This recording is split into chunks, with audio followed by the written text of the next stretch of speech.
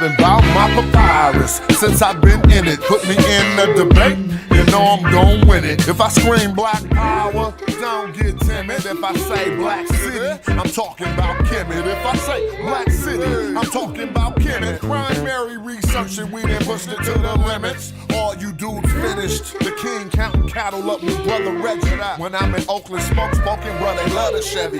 Back in the day, it was the spokes on the chariot. Long procession when the king got carried out to every spot. Woman looking nice as ISIS. I read ancient texts, so my advice is priceless. Nubian gold, your ice don't entice us. Beating me harder than counting grains in your spices. Your heart was beating, but your brain dead. You're lifeless. Yo, they ain't nothing like us, yo. Don't try to make me mad. Make me smile and say you love me, man. That's real right there. Yeah, come on. You should listen to your main man's advice. Do a YouTube and apologize like Dice. Or the back fade coming like the Antichrist. Egyptologist sent me reading and said that I'm nice. I got a Stella with your name on it. I'm like Sargon. You the type of dude wake up in your car gone. Told, cause of the money you owe. Before you stream, you should clean up that humble abode. Like I'm not in city for my woman in gold. I keep the pseudos running, people coming in droves. You catch me on a live stream with Pan-African James. When we building, call us by our African names. I'm for the children. And ain't nothing happen to change. We on that black hype, so we still packing them things for protection. Got connections. My complexion, pure black, that's the S. Make me smile. You love me? Mic check. Yeah. All right.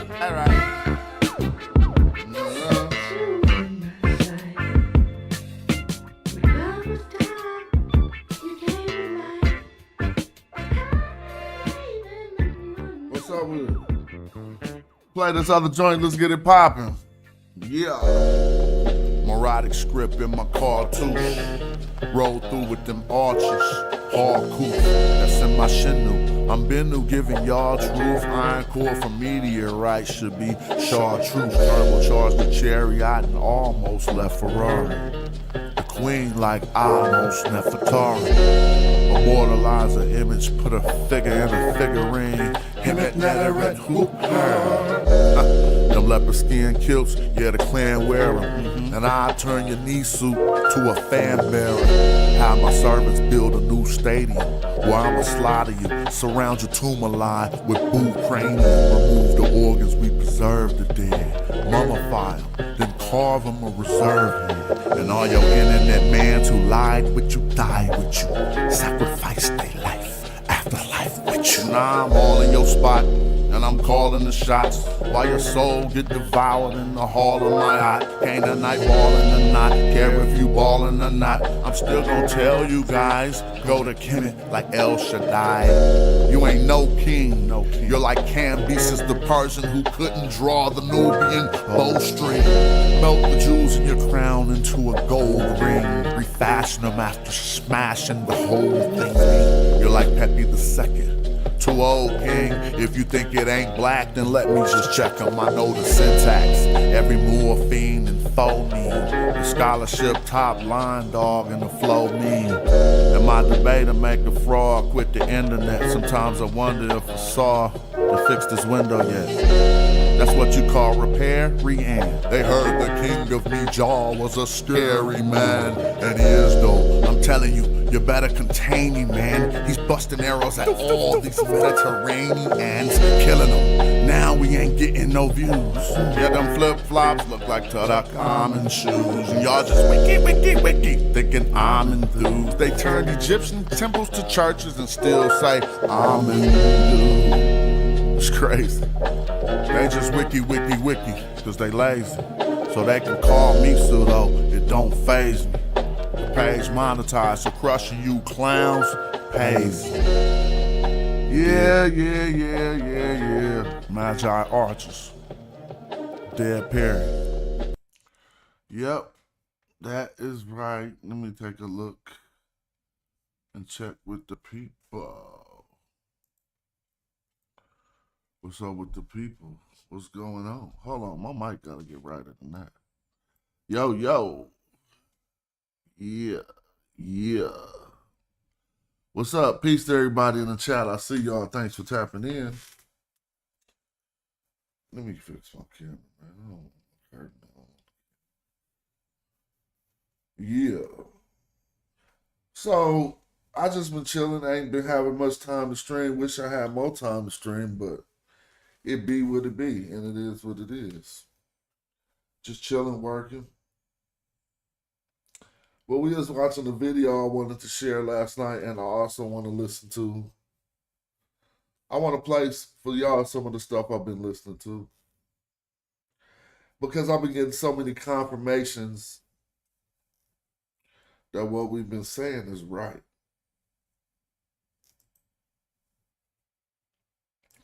It's just some information we hadn't been over before, but about Mentuhotep hooking up with the Nubians. That's checkmate. So we're gonna get it rolling. Everybody put up a comment, like. Let's help get the video out. Let's get it popping. Be right back. Let's go. Dang, come on, man. Yeah, and I'ma work cause I ain't going out lazy, bruh. Thought he was conscious, but the homie just played me, bruh. The house of consciousness is going out crazy, bruh. They crazy, bruh. Alright, it's getting kinda dirty in these YouTube streets. The Amin Ra squad, God thinking you dudes weak. Islam or Judaism, where you learn what you dudes teach. The West African rapper slapping with that voodoo speech. All that sub-Saharan terror about a kufu feet. I'm like Norm of the agricultural farmer that grew you wheat for the storehouses. We feed the Hebrews and lead the people when we defeat the feeble. They wanna know polite rip me off, but Sonetta paid me my money though. That mean he 100. And I'ma work cause I ain't going out lazy, bruh. Thought he was conscious, but the homie just played me, bruh. The house of consciousness is going out crazy, bruh. They crazy, bruh. Nubian with the Jews, I rock the pinky. I think Jesus got to save me, a doctor save me, a Dr.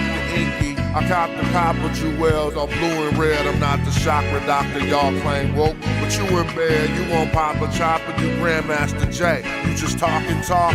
Punks turn the other cheek and you will walk away. Y'all gon' have to pardon my Moorish. That's Taharka Bay. I'm on that black African power on my darkest day. And that's my brother Ankh stomping them other punks. We brought them gators to Italy, you loving the Moors. And now I'm teaching from my shrine like brother Jabari. Scoping the savannah cause I'm on another safari. Tasha K showed us Frank record. Young Pharaoh just losing his mind and y'all can't help him. I know one thing, you're a fool if you're still out here donating to Umar school. That shit through. And I'ma work cause I ain't going out lazy, bruh. Thought he was conscious, but the homie just played me, bruh. The house of consciousness is going out crazy, bruh. They crazy, bruh. Look. You showing your hidden colors like Tariq Nasheed. A bunch of pseudo information I don't think I need. Probably lying on the text, ask Divine or Zion Lex. Just get that microphone ready. With Mentuhotep, I'm Stone Jetty, a Ujahu, a Saw Imhotep. Y'all probably timid still on them Bobby Hemmett teachings. I'm in Gozy with the DNA. Cats corny and it's killing me too. You talk that black shit, but you look Arab like Gorilla Hebrew. You need therapy, they telling me just chillin', be cool. I'm a magi archer, you a sad guy talking. And I'm a work cause I ain't going out lazy, bruh. Thought he was conscious, but the homie just played me, bruh. The house of consciousness is going out crazy, bruh. They crazy, bruh. All right, that's cool. So I know a lot of us remember this book, and some of us probably never heard of it. Both stances is fine. This is the Book of the Glory of the Black Race, and written by Al-Jahiz. It says, Book of the Glory of the Black Race is a book written by Al-Jahiz, who was a famous Afro-Iraqi scholar, believed to have been of East African descent, and an acclaimed prose writer and the author of works of literature, Mutazili theology, and political religious polemics. It says, not much is known about Al-Jahiz's earlier life, but his family was very poor. Born in Basra, 781, December 868, or January 869. I mean, that's the length of his life. He asserted in a book he wrote that he was a member of the Arabian tribe Banu Kanana, I guess. His nephew also reported that Al-Jahiz's grandfather was a black African. This particular work is intended by Al-Jahiz to demonstrate that the original man, black African, is to be honored for the many outstanding and unique attributes they possess over other races. This writing is significant due to it being a first-hand account, all right, a first-hand account, and witness testimony of the achievements of the native African.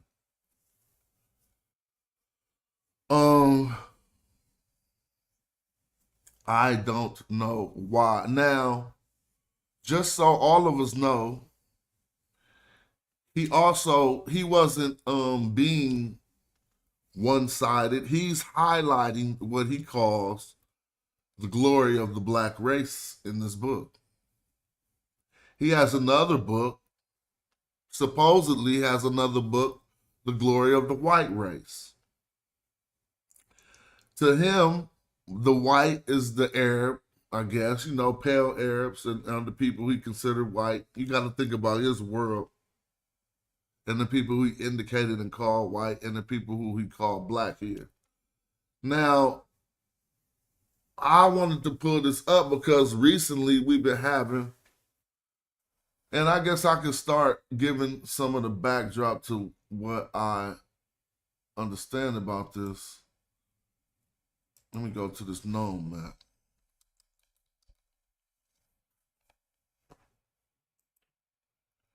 Right? Now, one thing we should know is no ancient Egyptian, obviously, knew anything about a Copt or a Coptic or none of that. If we go back to the place and location that was called Coptos, an ancient city, across the river from Nakata, if you look at the glyphs, you get Gebtu. It says like Gebtui right here. But it'd be Gebtu. Gebti. Gebti. If you write it out and want to find it in a dictionary source, it's just going to say Gebtu. Let me see. Gebtu. Now they say Quift, but we can just look at the glyphs.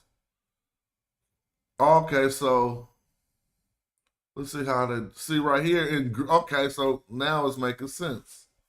So look, they saying Quift is the Egyptian Arabic for this place. But if you get to the Egyptian, it was Gebtu, like I said, Gebtu. But if you come to the ancient Greek, now you got Coptos. Y'all see that, right? Peace to the chat. I see y'all out there. Make sure y'all say something when y'all in the building. Hopefully you can get a good show going. So, Coptos, Copta really that comes from Gebtu. We don't got to worry about Quift because it outdates the Arabic. All right?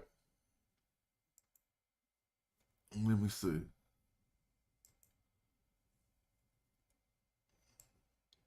Now, this ancient location was significant in pre-dynastic times, but it was also It was significant in pre-dynastic times, but it was also significant in the first intermediate period. But if you look at how there's some people called the Coptic people now, supposedly, they're not associated with the people nowadays call themselves the Copts. They bear no relation or no association with people who came from Gebtu or Coptos. Over time, there was a point in time when you said Copts, you was referring to all Egyptians coming from an Arabic perspective, and particularly in the works of Al-Jahiz.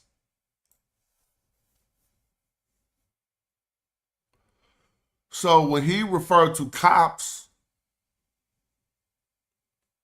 he basically saying what we saying now, Egyptians. That's significant. And I have a reading of this book. I could just go to, it's an hour-long reading. Hold on. So this is what I'm going to do. I'm going to, like always, this channel that took his time to do a reading of this book is called Logical Black. So I like to promote the people who got the works up there that I'm sharing. And if you want to listen to the whole book, I'll suggest you could get it. It's hard to find to read, to keep it real. Like, you can find it, but it's hard to find a PDF copy of it. And a lot of people show that, they try to get it sold out. It's just hard to find. But I want you to listen to this reading of it, or a part of this, a reading of it, to hear what he says. And I know, like I said, I know all of us remember this book from before. I don't know who exposed us to Al-Jahiz writing, because he also wrote a great book on the Zanj people. And we're going to probably talk about some of the Zanj a little bit. Maybe I could do a whole video on the Zanj revolt. Because when we start to talk about diasporic Africans, we somehow seem to think there was only one way out of Africa for black people, and that was, the Zanj revolt wouldn't contradict that a lot of people was being exported via slavery. But how they ruled in Basra for like 15 years. All right, let me see. I'm just looking to see what he's talking about right here. Instead of just, I could just play it because it's so interesting to hear. But what I'm going to do is just make sure the words cross the screen so I don't start at a point and we don't get to hear his description of North Africans. All right. I don't know how this eluded us for so long. And then we're going to watch some other stuff that's good that some brother shared with me the other day. All right, I'm just going to go back to right about where he was saying this stuff. And we can get it, let him get it in. Because it's an hour-long book, yo.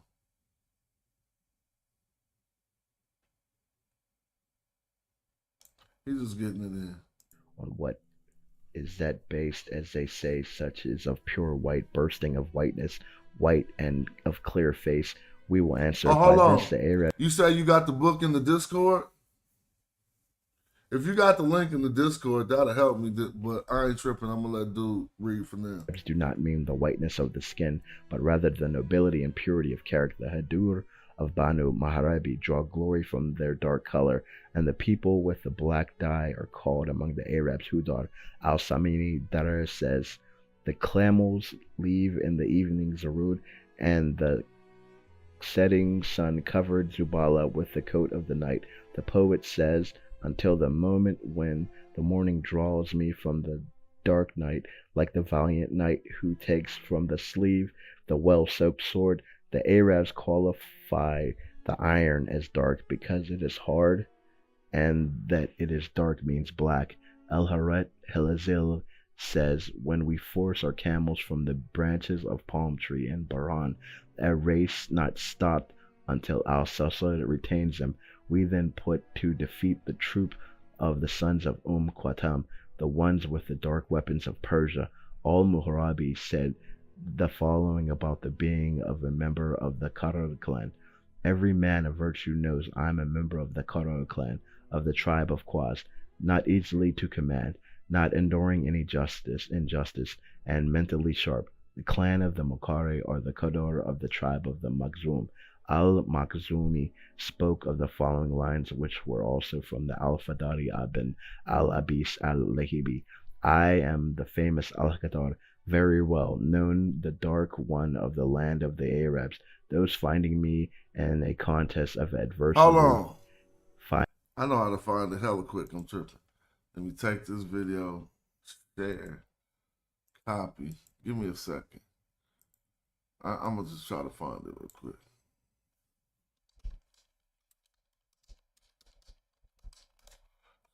It'll be a lot quicker.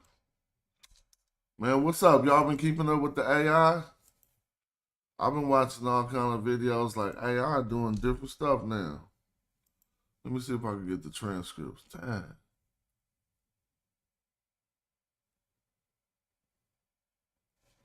Okay, I can't get that subtitle. Let me see if they give it to me right here. Nah, they messing up. Man, well, he reading. It ain't such an easy listen the way he reading. I got another listen for us. But what this book, I mean, the way he reading, because it's like his second English sound like his second language. And so it was cumbersome on my ears. But I want y'all to hear at least something. If not, we'll just talk about how this book cites, obviously, the Coptic people as black people, right? And I wanted to show this to show that this book is a source, that this video I'm about to play, they left this source out. But it corroborated, it kind of corroborated. Now here he is right here, killing Chief X.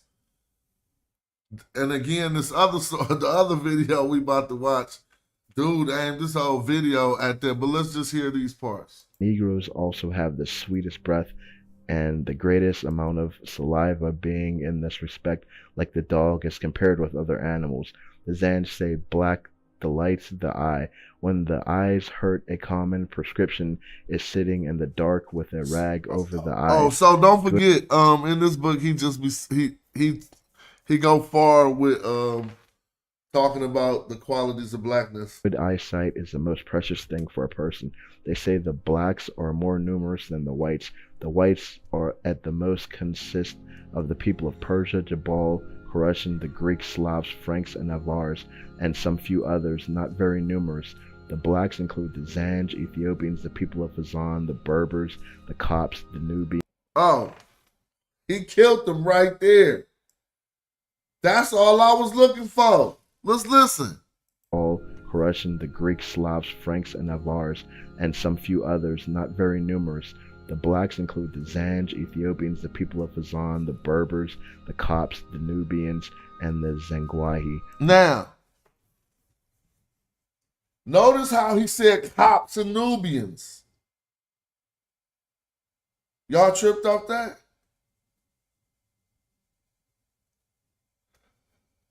Shout out to Land Singles. Nah, Coptic people, as we know it from the Egyptian perspective, existed long before the tribes of Ephraim and Manasseh, whatever those are. The tribe of Ephraim, if you're talking about something biblical, we're long before biblical times. And if that's not something biblical, then inform me of what those are. But let's hear what he's saying first, because as I detailed earlier, when he referred to the Copts, he referring to Egyptians. Other animals. The Zanj say black delights the eye. When the eyes hurt, a common prescription is sitting in the dark with a rag over the eyes. Good eyesight is the most precious thing for a person. They say the blacks are more numerous than the whites. The whites are at the most consist of the people of Persia, Jabal, Russian, the Greeks, Slavs, Franks, and Avars, and some few others, not very numerous. The blacks include the Zanj, Ethiopians, the people of Fazan, the Berbers, the Copts. So we gotta go back, because that killed Chief X dead. Dude, I could go to my show on, when I was talking on Sinetter, one of the first times addressing Chief X claims, and I said the people of Fazan, the Fazanian Empire, where they get the Fez from, where the capital Fez, and now we got Moors with the Fez and all this stuff. Well, we can take a look into that. But when he say Copts and Nubians, he's saying Egyptians and Nubians. Consist of the people of Persia, Jabal, Russian, the Greeks, Slavs, Franks, and Avars, and some few others, not very numerous. The blacks include the Zanj, Ethiopians, the people of Fazan, the Berbers, the Copts, the Nubians, and the Zangwahi, Marari, Sand, and India, Kamar and Dabala, China and Masan. The islands and the seas between China and Africa are full of blacks, such as the Ceylon, Kalal, now hold on, Zabai. because y'all say, hold on, blacks is people in America who, but you can see from his perspective, black didn't even just mean Africans. He included people with the dark skin hue in his book, The Glory of the Black Races Over the Whites, in these islands that he's talking about. And their islands as far as India, China, Kabul, and those shores. They say Al-Hishtani, the blind man, used to say, there are more blacks than whites, more rocks than mud, more sand than soil, more salt water than sweet water. All right, but that's all I wanted us to hear from that was about, in this book, him giving an account that the Copts were black. So on this channel here, if we come to, oh, I thought I had it up already. Dang, did I lose it? Oh, did I lose it? I lost it. Dang. Was it right here? Let me see what I did with that. We're black. Oh, no. I had the video waiting to play it, I thought. Oh, I know what I did. Let me see something. This other video I want us to watch, let me just pull it back up. So we did hear them say in that book that the Copts was black.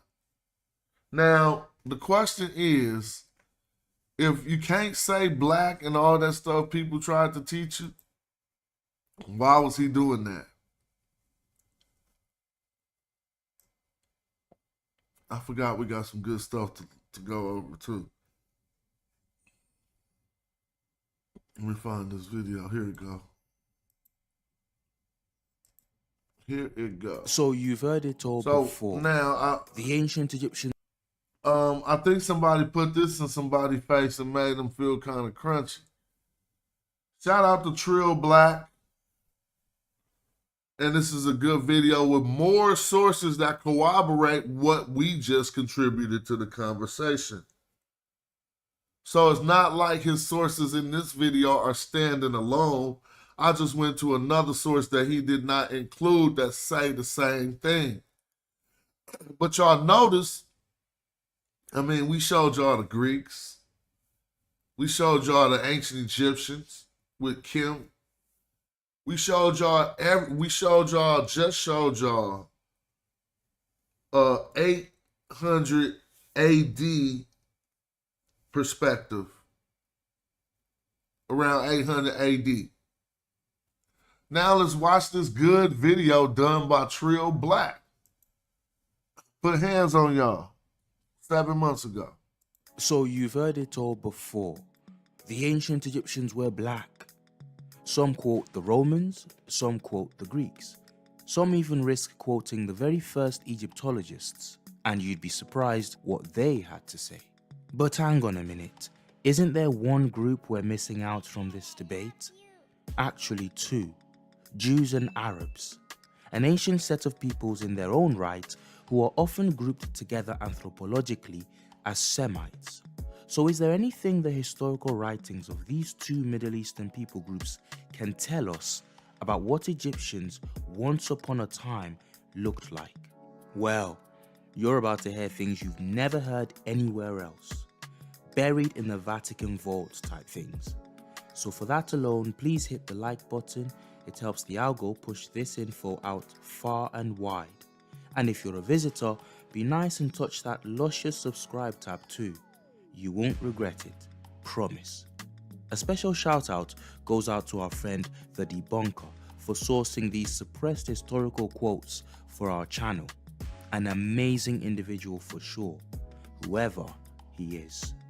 Right, let's get started.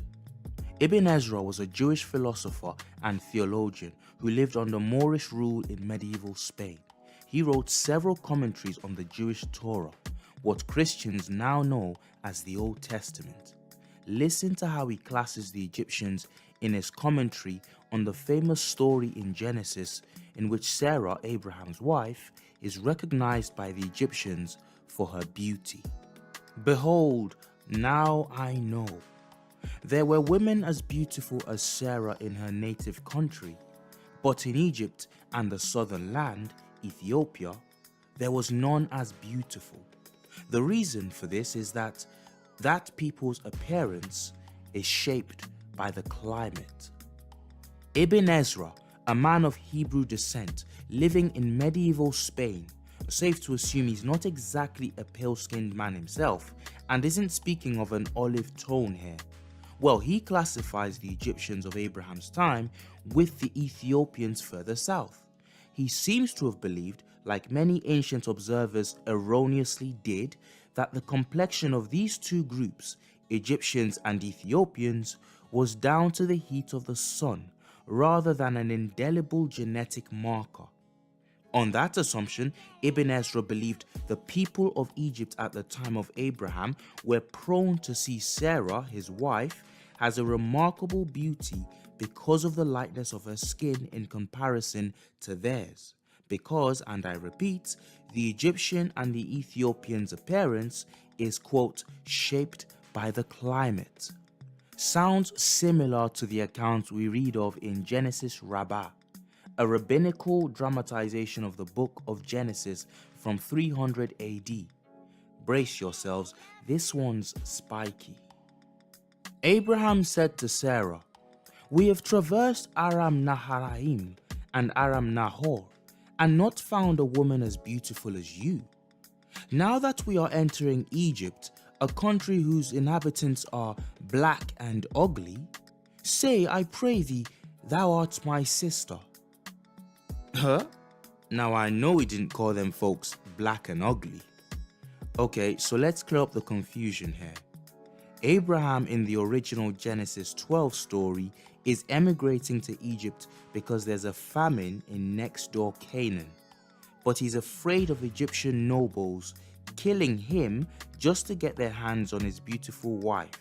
So he asks Sarah to claim she's his sister and not his wife, so that even if Sarah does get any dubious advances, nobody sees Abraham and his large entourage as a threat for reprisals. Aside the obvious moral failing of Abraham here, something else is worth our attention if you look to the dramatization of this story in the Genesis Rabbah.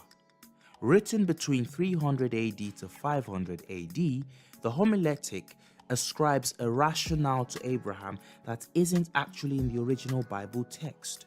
It's that Sarah isn't black like the Egyptians, Sherohim in the Hebrew.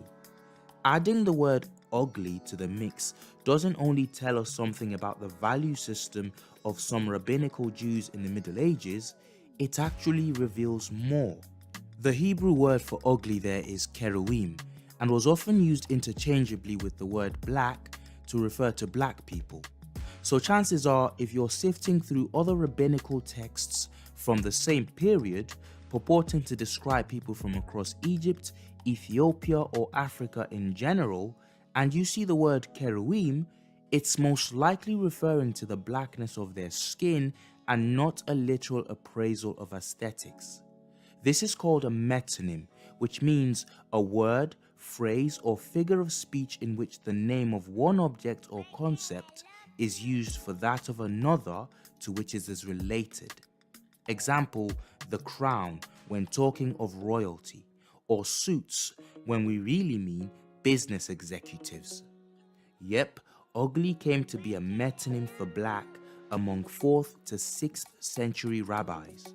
Now today, we know that black is beautiful. But back in 500 AD, rabbis were wilding out. But what about the Arab sources? According to the renowned scholar of Arabic, Persian judge and theologian from the 9th century AD, Ibn Qutayba, before mingling with successive waves of northern invaders such as the Greeks, Romans, and Ottoman Turks, Egyptian Copts and Berbers were black. The Berbers don't surprise us on this channel. His source says Egyptians, Copts, and Berbers. Remember that. But Copts is included in both sources as being black. Go check out our past videos on who the Moors, properly speaking, were. But it seems the Copts themselves were once considered a black people also. Source, I quote, Ham was a white man having a beautiful face and form, but Allah changed his color and the color of his descendants because of his father's curse. Ham went off, followed by his children. They settled on the shore of the sea, and Allah increased them. They are the blacks, Al-Sudan. Some of Ham's descendants settled in the west. Ham gave birth to Cush, Canaan, and Put. The descendants of Cush and Canaan are the races of the blacks, Al-Sudan. The Nuba, or Nubians, the Zanj, the Ozan, the Zagawa, the Habasha, Abyssinians, the Copt, or Copts, and the Barbar, Berbers. Ibn Qutayba here is repeating a misconception of the curse of Ham found in the Bible, in which Noah cursed Ham's son Canaan with servitude to his cousins, the descendants of Shem. But in the Genesis account, Noah never curses Ham or anybody with blackness.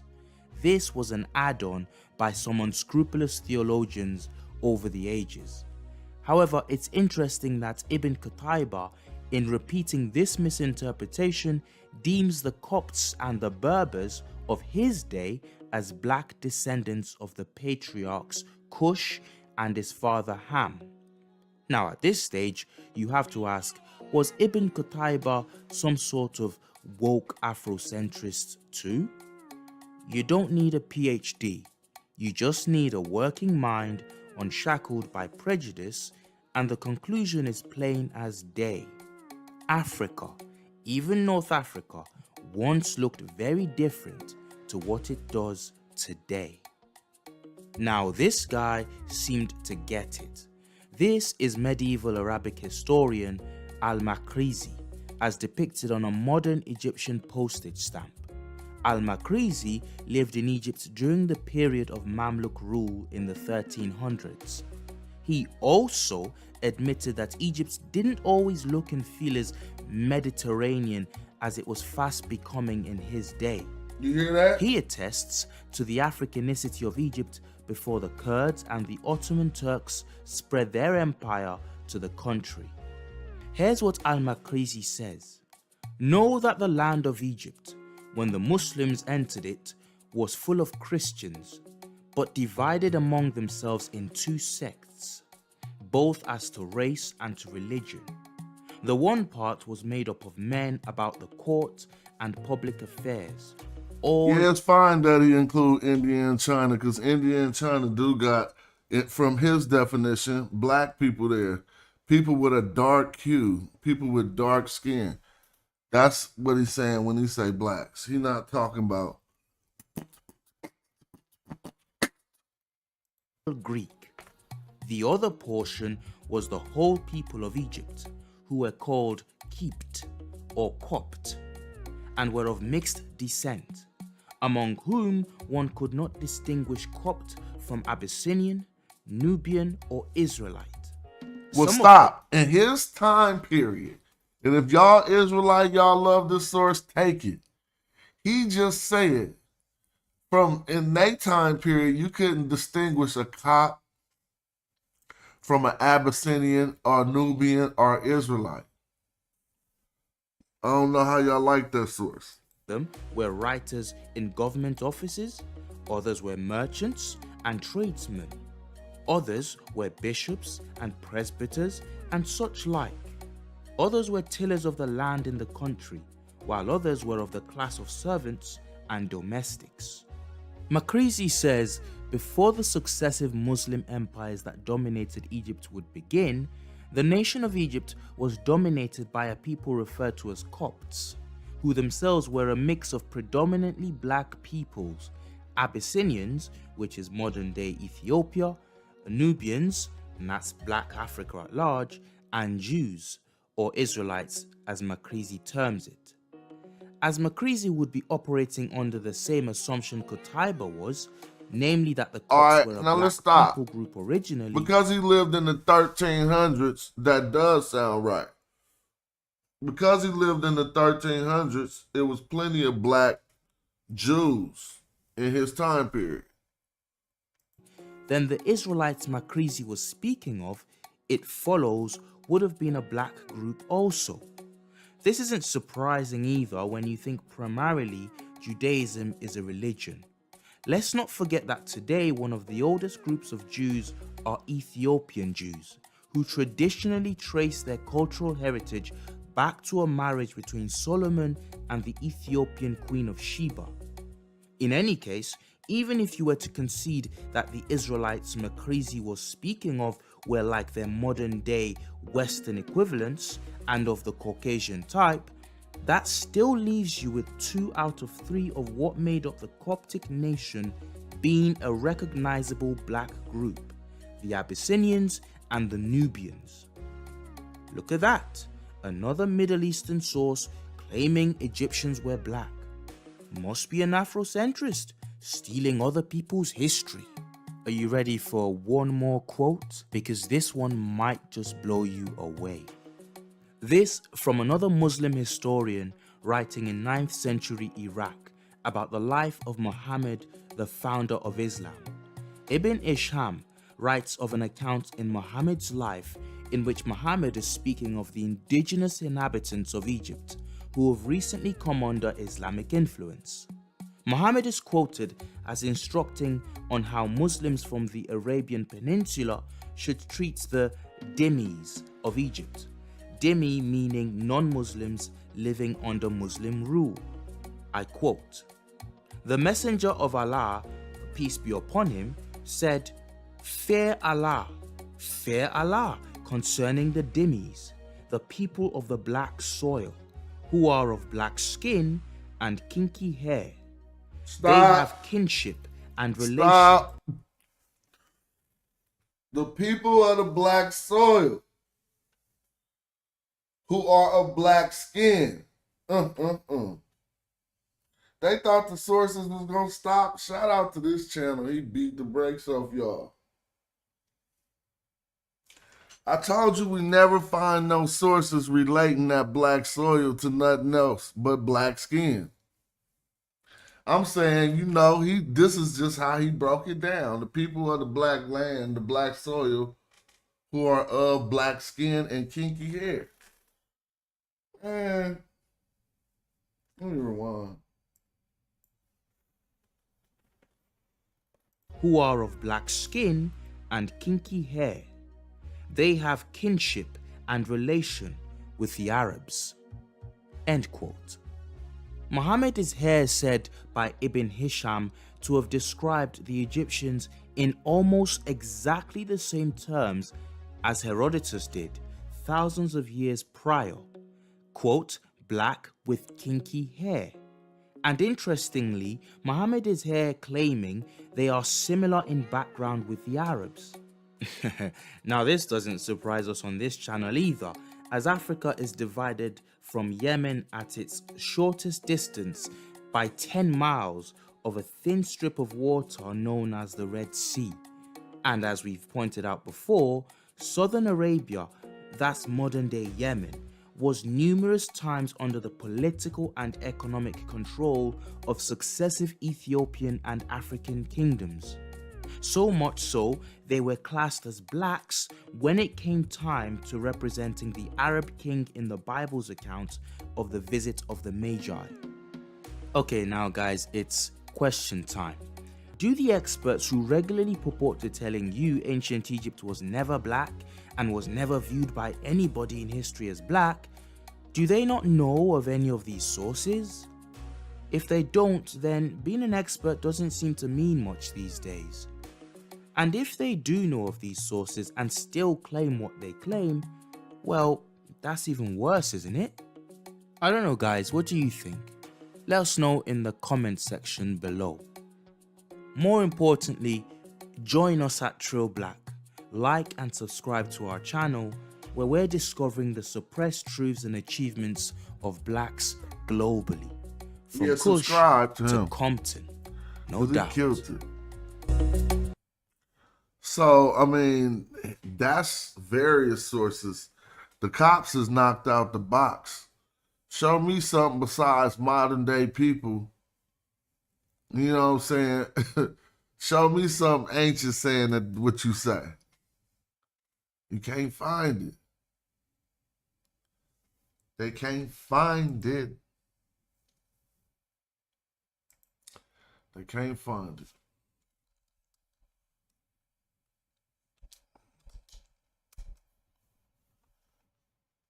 So this is a guy, a Netcher, that if everybody right now, if y'all didn't see what I typed, the majority of people is thinking Horus right now. If not Horus, a lot of us is thinking Ra right now. But this ain't Horus or Ra. This is Montu. And the caption says the ancient Egyptian war god Montu is usually depicted as a falcon-headed man. He is distinguished from other falcon or hawk-headed gods by the two tall plumes on his headdress. Montu could also be depicted in a fully falcon form,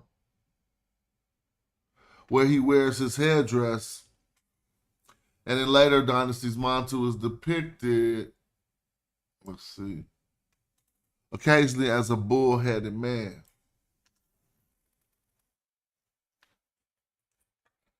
That's Montu.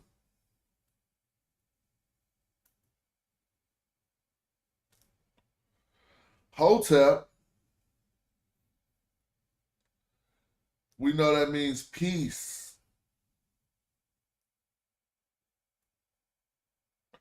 See, we say Mentuhotep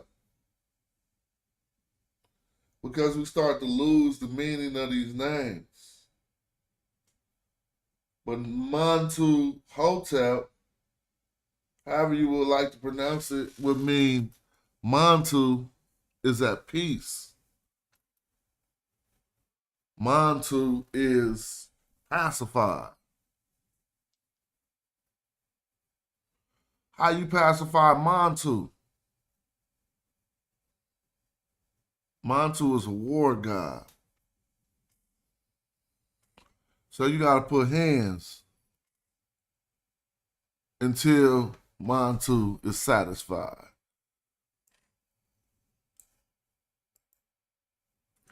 Now let's see, it says Montu was a falcon god of war in the ancient Egypt. I mean, I could tell y'all way more than this. And so, but it seems that they cited something interesting here. They said it is transcribed and it means nomad. Montu was a southern Netcher. Montu had nothing to do with the north. All right. So, in the sense, when you say Mentuhotep, when you take on the name Mentuhotep, you saying the gods of the south are at peace. We talked, well, a nature of the south is at peace. Now, we talked about the first intermediate period a lot. And the source I have is a wonderful source on that. So instead of I just like to play what I'm playing instead of trying to put some remix some information, even though a lot of the stuff that you're going to hear is what we've been saying, but in a better package. What I mean is it's no more speculation that Montu went into Wawat. Remember, we was trying to figure it out for hella shows, talking about, he had to get them Nubians. And if we look at the ancient Egyptian texts and what they tell us, what we're going to find is, first of all, everything that we call Nubia was Egypt. It was Egypt. So I want you to notice how, and when we're listening, they're going to act like the battles with the South. All right, let's place our centrism. Let's go back to the map, if we can. Because we need a particular centrism for this understanding. What I mean is, if you look at this map, we centered way down here. Because this is where Egypt began, right? So when I say the South right now from this centrism, I'm talking about lower, below the first cataract. And when I say the North, I ain't talking way up here. I'm talking about the Abydos thinnest areas. Chimney. Or whatever. Now, let me go back. I just have to show that.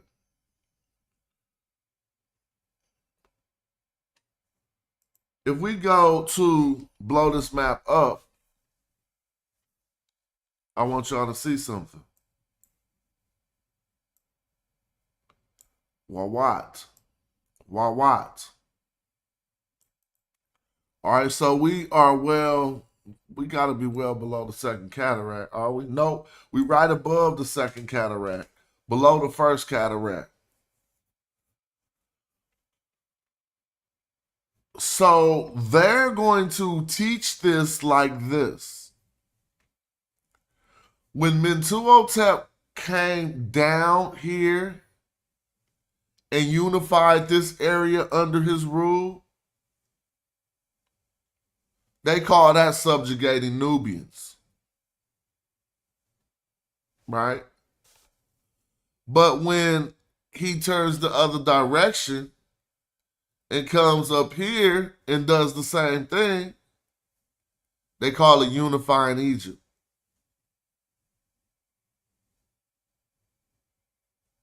Think about that. He don't do nothing different. And as a matter of fact, what he does different when he goes down to Wawat is exactly what we've been saying.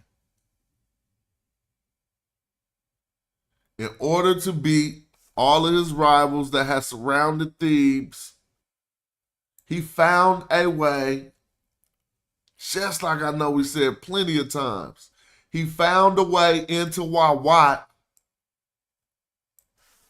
took over, and got the people of Wawat to come back up and fight with him to take out all these people up here.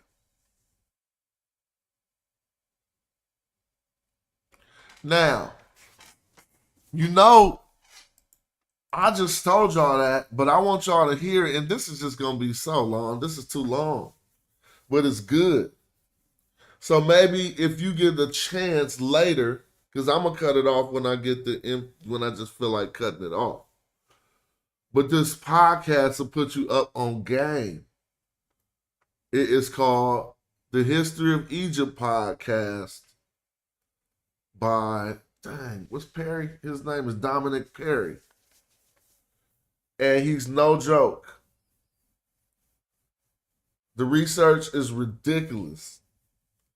I'm talking about the research is ridiculous. Now, shout out to UKA. I see you. What you say? Oh, okay. He's talking to Side 12.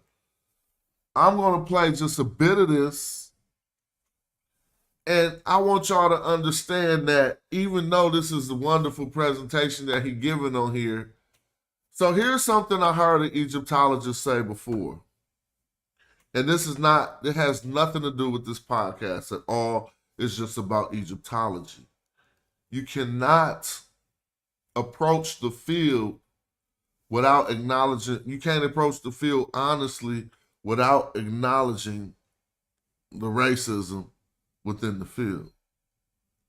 Because if you try to just grab an Egyptological book and then tell somebody about Egypt, a lot of the time you're not really going to be telling the truth about Egypt. You're more or less going to be relaying the view of the Egyptologists who for a long time had a tainted view about Egypt.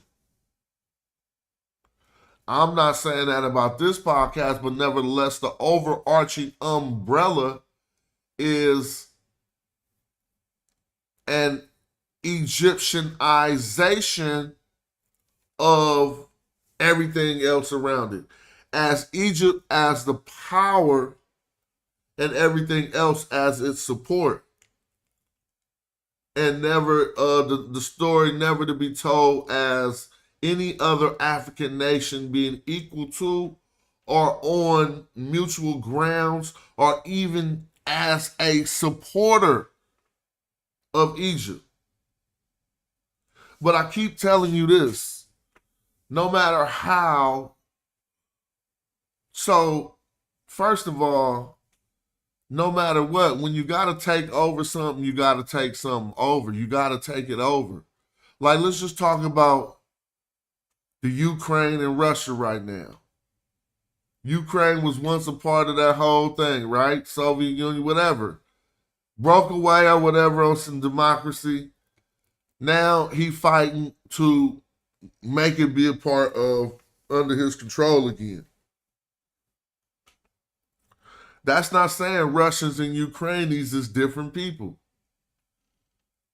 That's saying that's exactly how we should see Mentuhotep, because when he went down to Nubia, before you could even get some support, you got to fight.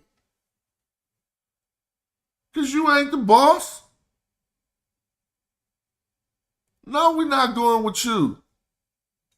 Bow, bow, slap up whoever said that. You feel me? We ain't going. Bow. You got to whoop everybody who ain't going.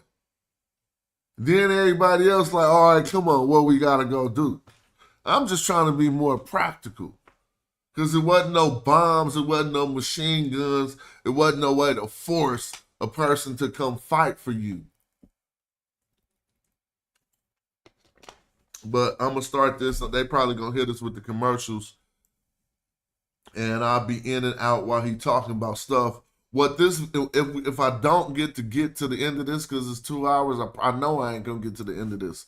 When you listen to this podcast, what it reveals is the sources of the Nubians that Mentuhotep hooked up with.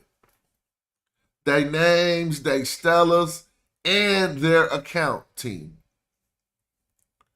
Now, there's an ancient Egyptian term that survives to this day. I'm going to say, watch this. This about to be crazy what you about to see. This about to be crazy. All right, let me see. Look, watch this. I'm going to put B-A-Q. I might need to put a T. Yeah, Bach. Look at this. I want y'all to just peep, gang. AI says the Bach was a treaty between Christian state of Makura and the Muslim rulers of Egypt that lasted for almost 700 years. This treaty was a negotiation after the Muslim army fought a drawn-out battle with the I'm sorry, I'm saying that wrong. With the Makurian forces in the Makurian capital of Dongola in 652 AD. The name Bach may come from the Egyptian term for barter or the Greco-Roman term for a pact. Now you see how they said the name Bach may come from the Egyptian term for barter. Well, it's a little bit deeper than that. Now let me go to an Egyptian dictionary. This is an ancient Egyptian term, and it does come from an ancient Egyptian term. But watch how the dictionary harshly misdefines this term when I pull it up. Oh, excuse me, I pressed the wrong button. Damn, see? Hold on, take that off. The dictionary gonna refer to the wrong stuff. I'm gonna put B-A-K, and it's gonna say something, it's gonna be trying to act like it's a slave. But we'll learn a little bit about this term. Now, if you go into that Bach treaty, part of that treaty was indeed for that dynasty to procure slaves for the Arabs, right? That Christian treaty in between the Christian nation and that Muslim nation. But let's not let that taint anything like we're looking at right here. What does this say? Rematch Bach. Here go just the Baku. Baku, right? You see the Bach bird right here? Bach. Rematch Bach. This is a working man. See it say workman? Now let me make this clear. I got to make it bigger. Bach is going to be related to the labor. And there is even a humble, oh man, now you got to get deep on them. Humble servitude is the duty of a Bach. Humble servitude in higher understanding, that is a Bach. If you know, like in the Masonic rite of being a humble servant. But this right here, you can see it say Rematch Bach. Rematch, we know that means a man, a human. Bach is to work. So it's like saying a workman. Let's see if we can find another Bach in here. I don't know why only one to be popping up. Here we go. Let me clip this. See what happens. Look, it says Bach, it says to work. Y'all see that? So what they do is take this and make it mean slaves. To work, to overlay, to do work, to do a service. Bach, a servant. See, look, Bach, remember when I told you humble servant? You see some of these Masonic statements come straight from Kemet. Not like that, but like it was a person doing research before us who incorporated this stuff into their rites and rituals and what have you. You know, a Bach. So this is Bach, your humble servant. Right? And so to confuse this with slavery is harsh, yet it is to say that one is a subject, because whoever you're serving, right? It ain't like nothing forced as you see, but I mean, you shouldn't confuse it with slavery is my overall point. And even here, Bach, this is the most significant, to work for someone and to pay taxes. Because the way that one Bach treaty that the Arabs imposed, that they must have been getting from some ancient land, some ancient term that was in the area already. It is also related to, now let's look at how they go down, because I see something to say enslaved. Oh man, I always do that. Hold on. Well, anyway, I know I'm probably going too far anyway. I know their take on that, they try to expand that term into something that means more than this. So then this would be a veteran slave. I mean, this veteran, just this elder worker. And we don't want to start looking at that, right? So that term Bach is kind of like defining that. It is because we find a treaty. I mean, well, I'm just about to play this because I could talk all night. But I'll stop it when it becomes significant. And let's see if this play for me. If not, I ain't tripping.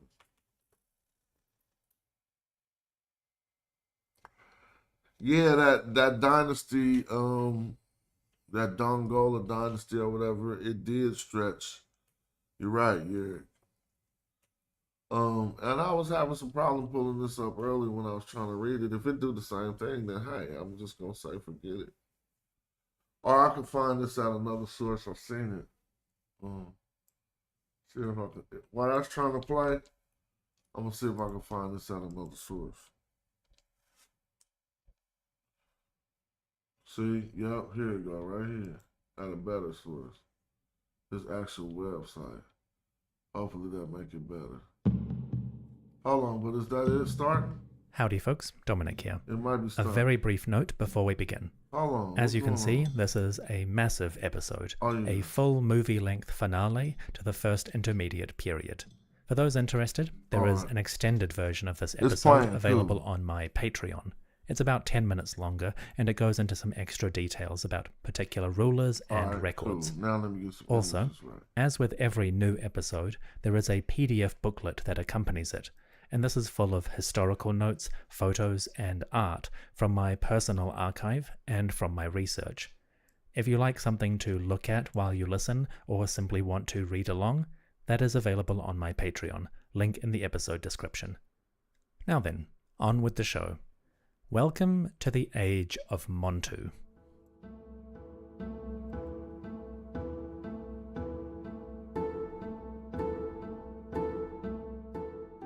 The deceased has gone up to the sky as Montu.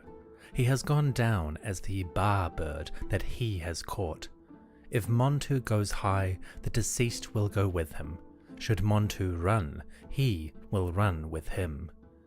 From the pyramid texts, utterances 457 and 528, recorded in the 6th dynasty around 2300 BCE.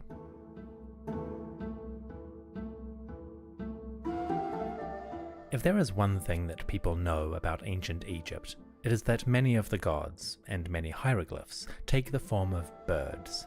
Avian deities, or humans with bird heads, are as common as pyramids in the land of the Nile. But amid your Horuses, your Ras, and your Jehutis, or Thoths, there is another bird god who is often overlooked. His name is Montu.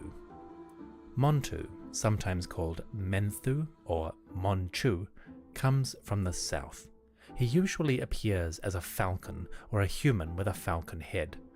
It is easy to confuse him with Ra or Horus.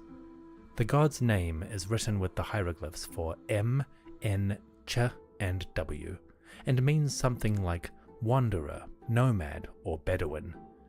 The god is often associated with the burning heat of the sun, and also with warfare, with aggression and dominance. His iconography and religion develops greatly over time, but he is a fearsome being, worthy of respect and excellent in war. Montu does not have a ton of mythology behind him, but the god is old. Early references to him can be found in the Old Kingdom, most notably the pyramid texts, where he accompanies the deceased into the sky.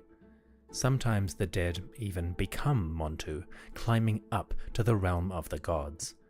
In those passages, Montu seems to fit his characteristics of a wanderer, helping the dead to travel. Montu is not particularly famous, but he is quite cool. There's a lot of unique little features about this god. For example, Montu is most prominent within a very specific region, the region of Waset or Thebes. All of his major temples, at least the ones that survive, are within a short distance from this ancient city. The god Montu has major cult centers at the modern cities of Armant, El Tod, Luxor or Thebes, and Medamud.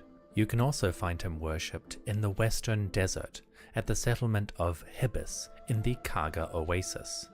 So his power is extremely specific to one particular region, a southern portion of the Nile Valley and a desert watering hole connected by the western roads. A fitting realm for an ancient nomad god.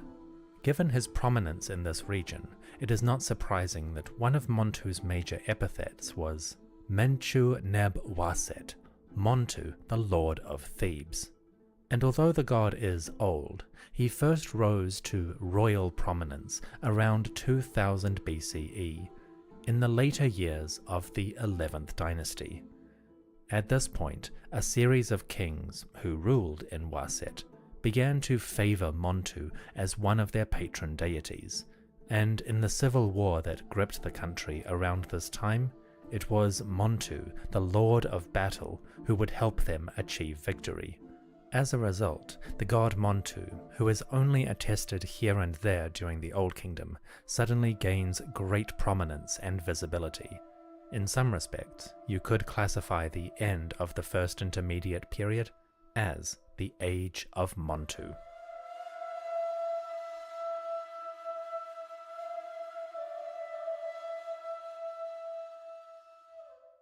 Montu. The year was 2000. Bill Clinton was president, Sony was about to launch the PlayStation 2, and the #1 song in the USA was Smooth by Santana featuring Rob Thomas. And in just a few short months, the world would learn the... Wait, sorry, that was the wrong script. Let me try that again.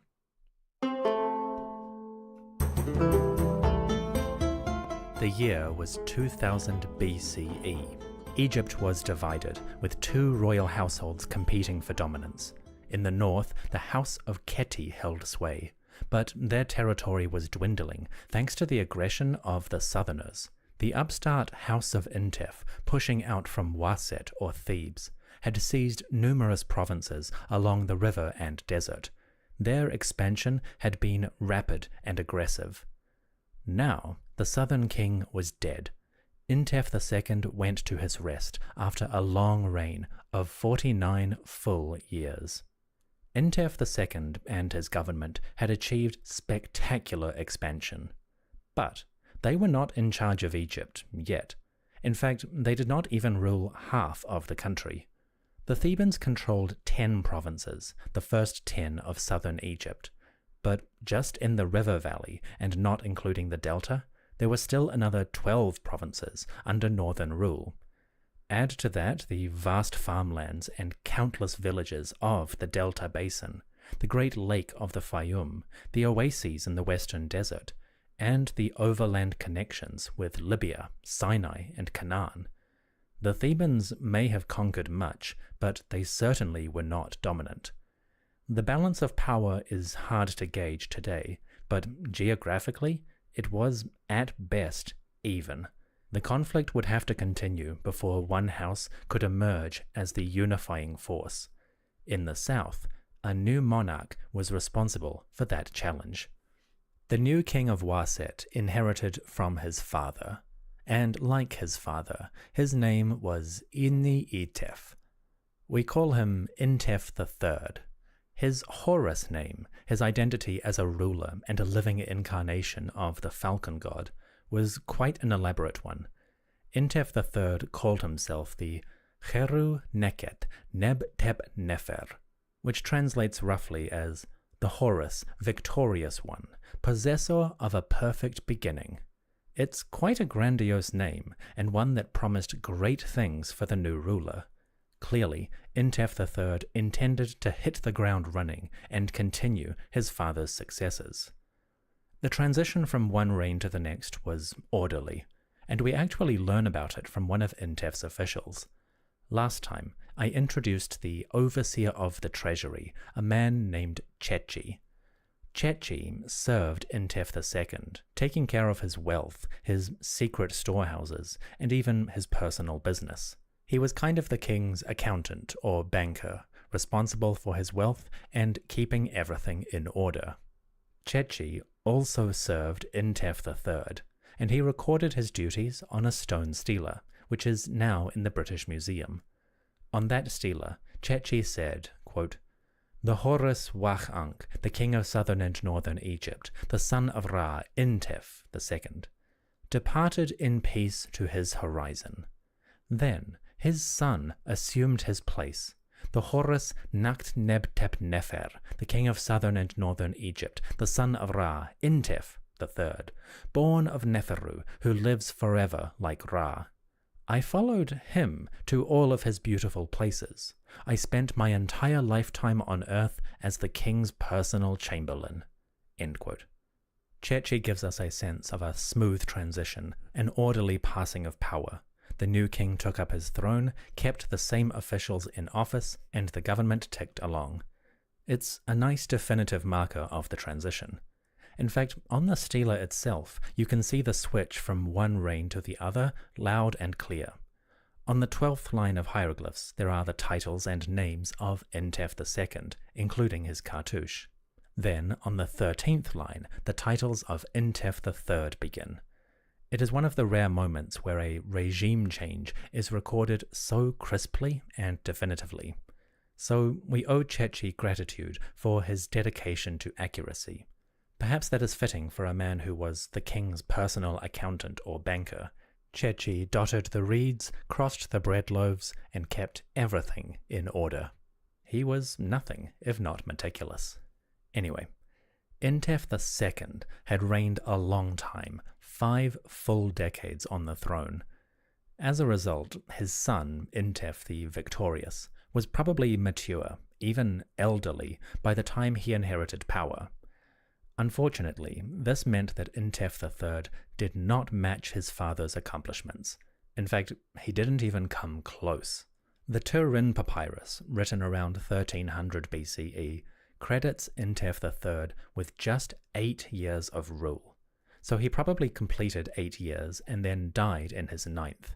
So the new ruler lasted less than a decade on the throne of the south. As a result, there's not much to say about this king. A couple of his followers and officials, men like Chechi, mention the ruler in their biographies, but in terms of events, there's really nothing known, which might actually tell us something in itself.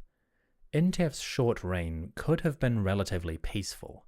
After the violence of Intef II's rule and his multiple northern raids, Intef III might have been less aggressive by comparison. Perhaps he was too old when he took power. Perhaps the North was still too strong. Or perhaps he was content with what he had. All of that is speculative, but the surviving texts do not mention any conflicts or wars. Perhaps a truce had settled over the Nile Valley. Perhaps there was peace in Intef's time. One record I quite like comes from a servant or follower of the king. His name was Megegi, and he was part of Intef's entourage. Like many of his contemporaries, Megegi left a stela describing his life and service in the court. But compared to his contemporaries, who like to boast of their governance, their worship, their prowess, Megegi has a more leisurely take on life. Megegi said, quote, "An offering that the king gives, and Osiris, and Kenti Imentiu, for the revered follower Megegi. I spent a period of years in the time of the Horus Neket Nebtep Nefer, that is, Intef III. I made his heart walk every day with everything that his Ka spirit loved. I was one who loved perfection or beauty, who hated evil, who spent the day according to its path. I did not remove any time from the day. I did not waste any good hour." End quote. Megegi paints a picture of relaxation in the court and time of Intef III. It sounds like a nice life. No fuss, no conflict. We don't know how close Megegi was to the king. He just calls himself the follower, or Shemsu, which would make him one of the followers of Horus, the Shemsu Hor, which may be familiar to those of you who play Total War Pharaoh. This title, Shemsu, generally means somebody part of the court or the royal entourage. It's not necessarily a political or official title, but just someone in that society. So perhaps Megegi's peace and plenty shtick tells us something about the wider period.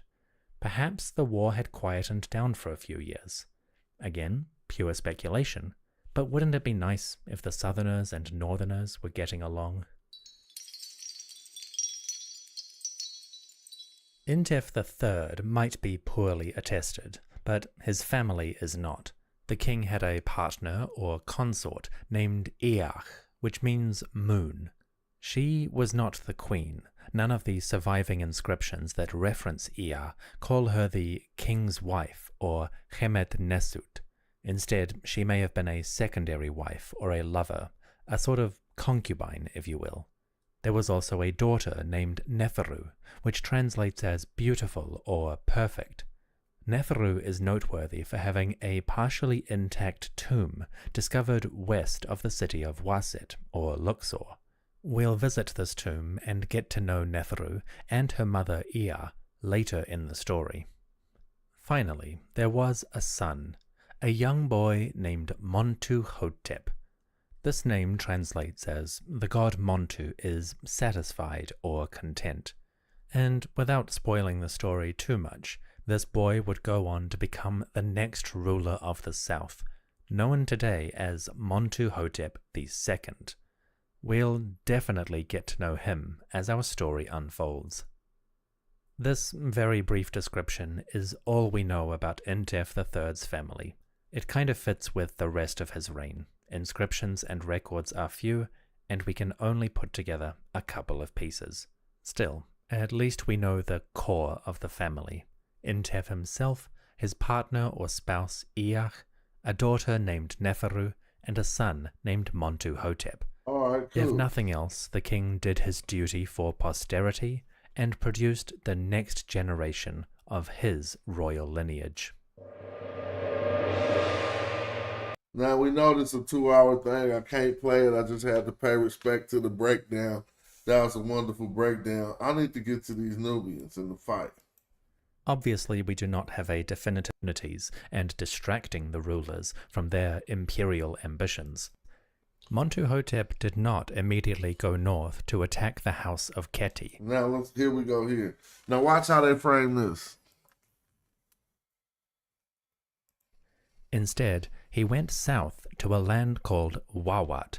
Wawat is the northern area of a region commonly known as Nubia. Today, the land of Wawat is in the far south of Egypt and part of northern Sudan. The modern border kind of runs through the area. In the centuries before Mentuhotep, rulers of the Old Kingdom had periodically raided this territory, taking away people and cattle and bringing them back to Egypt. The Egyptian monarchs were not friendly to Wawat, and they seem to have treated it like their own personal property, to be plundered at will. Mentuhotep continued this pattern, and long before he attacked the northern house of Keti, it was Wawat that he targeted first. Now here go the part about the way Egyptologists have to frame that. When he goes into Wawat, he come back with an army. When he go to the north, he don't come back with no army. You see what I'm saying? So they not framing the story right, but they are attesting to everything we said. Mentuhotep had to go down to Nubia in order to reunify Egypt. Now watch how this happened. They're going to change it from he beating everybody up to they hook up, and now they about to go whoop on the north. The stone blocks at Karnak give a brief description of the campaign.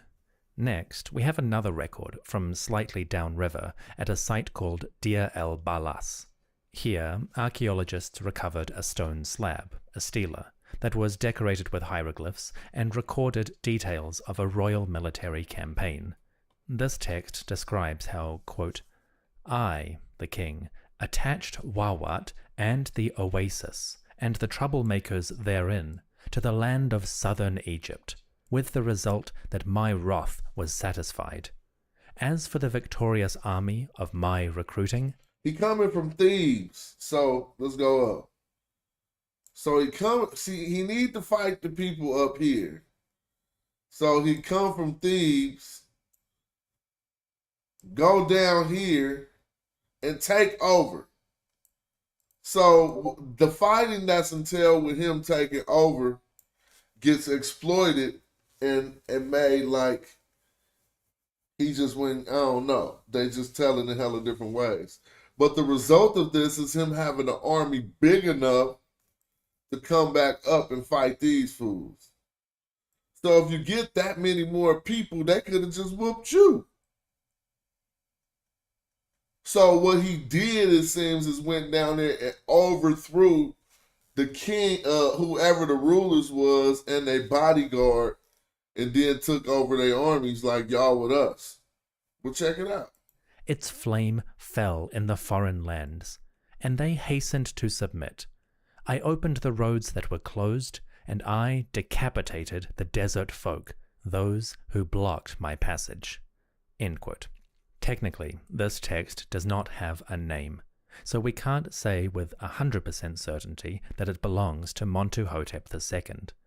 But in the historical context, and based on the style of the hieroglyphs and the grammar of the language, this king is most likely the author of this particular text. The stela describes a campaign of victory, how the ruler, a monarch of southern Egypt, attacked and subjugated the southern hill countries, or the Chassut Resut in Egyptian. He brought northern Nubia, or Wawat, and the nearby oases, or Wechat, into his domain. This is noteworthy because if this inscription does belong to Mentuhotep, then he seems to be the first ruler of his lineage who aggressively expands into this region. Y'all heard what he just said. He brought Wawat into his domain. So before he unified, this is why they leave this part out. Before he unified Egypt, he go down and unify Lower Nubia. Man, let me rewind that because cats can't even hear it. They be trying to talk around what really happened. So I gotta go back just a little bit. This text describes how, quote, I, the king, attached Wawat and the oasis and the troublemakers therein to the land of southern Egypt, with the result that my wrath was satisfied. As for the victorious army of my recruiting, its flame fell in the foreign lands, and they hastened to submit. I opened the roads that were closed, and I decapitated the desert folk, those who blocked my passage." End quote. Technically, this text does not have a name, so we can't say with 100% certainty that it belongs to Mentuhotep II. But in the historical context, and based on the style of the hieroglyphs and the grammar of the language, this king is most likely the author of this particular text. The stela describes a campaign of victory, how the ruler, a monarch of southern Egypt, attacked and subjugated the southern hill countries, or the Hassut Resut in Egyptian. Now hold He on. brought northern Nubia, or Wawat, and the nearby oases, or Wechat, into his domain. Attacked and subjugated, the way that they try to word it. He getting his army. Now watch how he try to turn it back to all these people gonna go up and fight and unify Egypt. So of course some fighting go down because you coming from another place with your people trying to get to the root of the power. And if those leaders ain't just agreeing, then you have to make it go down. Yeah, this is the first intermediate period. This is So now I see y'all talking about particular text, but he's citing from, notice he gives us a different source every time he's talking about it. And we could pull up some of them, but he's going over various different ones hella quick. noteworthy because if this inscription does belong to Mentuhotep, then he seems to be the first ruler of his lineage who aggressively expands into this region, and the description of bringing these lands into southern Egypt suggests that he is not merely raiding. Stop. He just gave it up. He's bringing those lands into southern Egypt, suggests that he's not merely raiding. Now, when I be telling cats Nubia was Egypt, they be acting like we just made this up.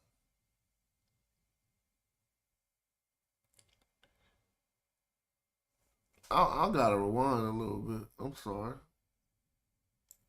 Belong to Mentuhotep, then he seems to be the first ruler of his lineage who aggressively expands into this region, and the description of bringing these lands into southern Egypt suggests that he is not merely raiding, he is here to conquer. From the inscriptions themselves, this seems to be an aggressive campaign. The ruler describes fire falling upon his enemies and decapitating those who stood against him. Literally, cheseki, He's saying right there, decapitating those who stood against him. cut off their heads. Obviously, we have no way to be sure if that is true or not. The language of power might demand that Mentuhotep uses this kind of violent imagery, but it is certainly possible that having defeated his enemies, he executed them in the manner that is so common in ancient Egyptian art. It also wouldn't be the only time in the first intermediate period that such terror tactics were used. Now, I'm gonna play a little bit more, but if you go and do the knowledge and listen to all of this podcast and then start pulling up the sources, he started talking about the names of the Nubians and stuff. Watch this, it get good. Last time, I described how the lords of Zauti, or Asyut, led a campaign against their southern rivals, and they proudly boasted of spreading fire and fear amidst the local regions. Again, we treat all of these sources cautiously, but the warlords are remarkably proud and explicit about their violence and aggressiveness. This may be part of the show, part of the display of strength and victory, but we shouldn't discount the possibility that all of this truly happened. At the very least, these descriptions are a reminder not to romanticize the ancient past. Just in case we start to think there is a good side or a bad side to the first intermediate period, Mentuhotep brings the shades of grey, the Game of Thrones energy, and his Killer King chronicles take pride in the violence. Putting these two sources together, the Deir el-Balas inscription and the Karnak inscriptions, we have an idea of the ruler sailing upriver with his forces and attacking the... Hey, what's that you shared? Let's see what Yurik shared real quick. I'm trying to see what's this link. Was you in a conversation? All right, let me see. I don't need to go back to YouTube. Go to the site. No, go back. Go to the site. Is this the text that we was just talking about? Let me see. Translate to English. Accept. The army came and was defeated. We will head north home after trampling the foreign lands when they requested from you. I'm just reading it to see what this is. All right.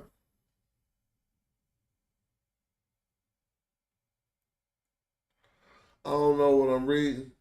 Oh, yeah, the troublemakers. Dang, you put that up quick. Hold on. They're going to troublemakers in Wawat. I added them to Upper Egypt. Killed it. Yuri got his bow and arrow. P-ound. He hit the bullseye, bro. God, why did he pull that up like that? I ain't even been going live. I got to get back live. Y'all see that? I added them to Upper Egypt. What Chief X said? He hella mad. Oh, he ain't had them to know. How you gonna add the black people? He had to add them so they wasn't there at first. Now, here go my word. And I'm about to put this up there for y'all. Yurik, you did it for him. Look, here go the word. Remember in the beginning of this video? You gotta pay attention, man. This is a real show. This ain't like the other shows. You gotta pay attention. What's this word then? Somebody write what this word is to let me know we on a level. You ain't even gotta know the metadata. You just had to been paying attention. I'm gonna make it bigger.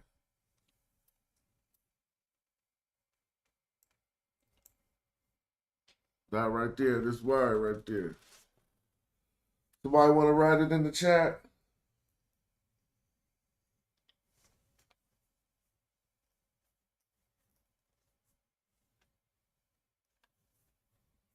Huh? Thank you, Reggie. Shout out to brother Reggie. That's our word from the beginning of the video. It's Bach.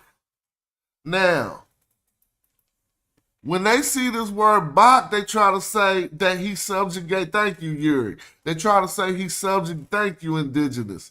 They tried to say he subjugated the Nubians. But listen to what he said. Hey, Reggie, we found it, Reggie. It's no more speculation about whether or not Mentuhotep had to go get them Nubians, boy. That's how you reunify Egypt every time. Thank you, Hassan, Indigenous. I see y'all. Now, if we go to the Medu y'all see Nin Winut. When is to exist, right? When is to exist. The N in front of it is negating the existence, right? So this say there don't exist, right? Now what we know this word Nisut.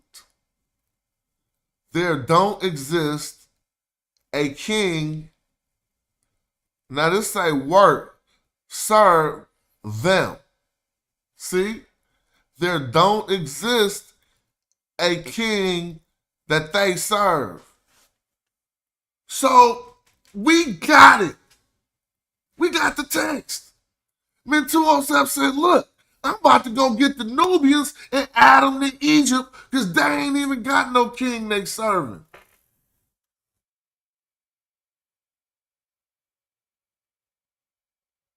But watch how they twist this word Bach.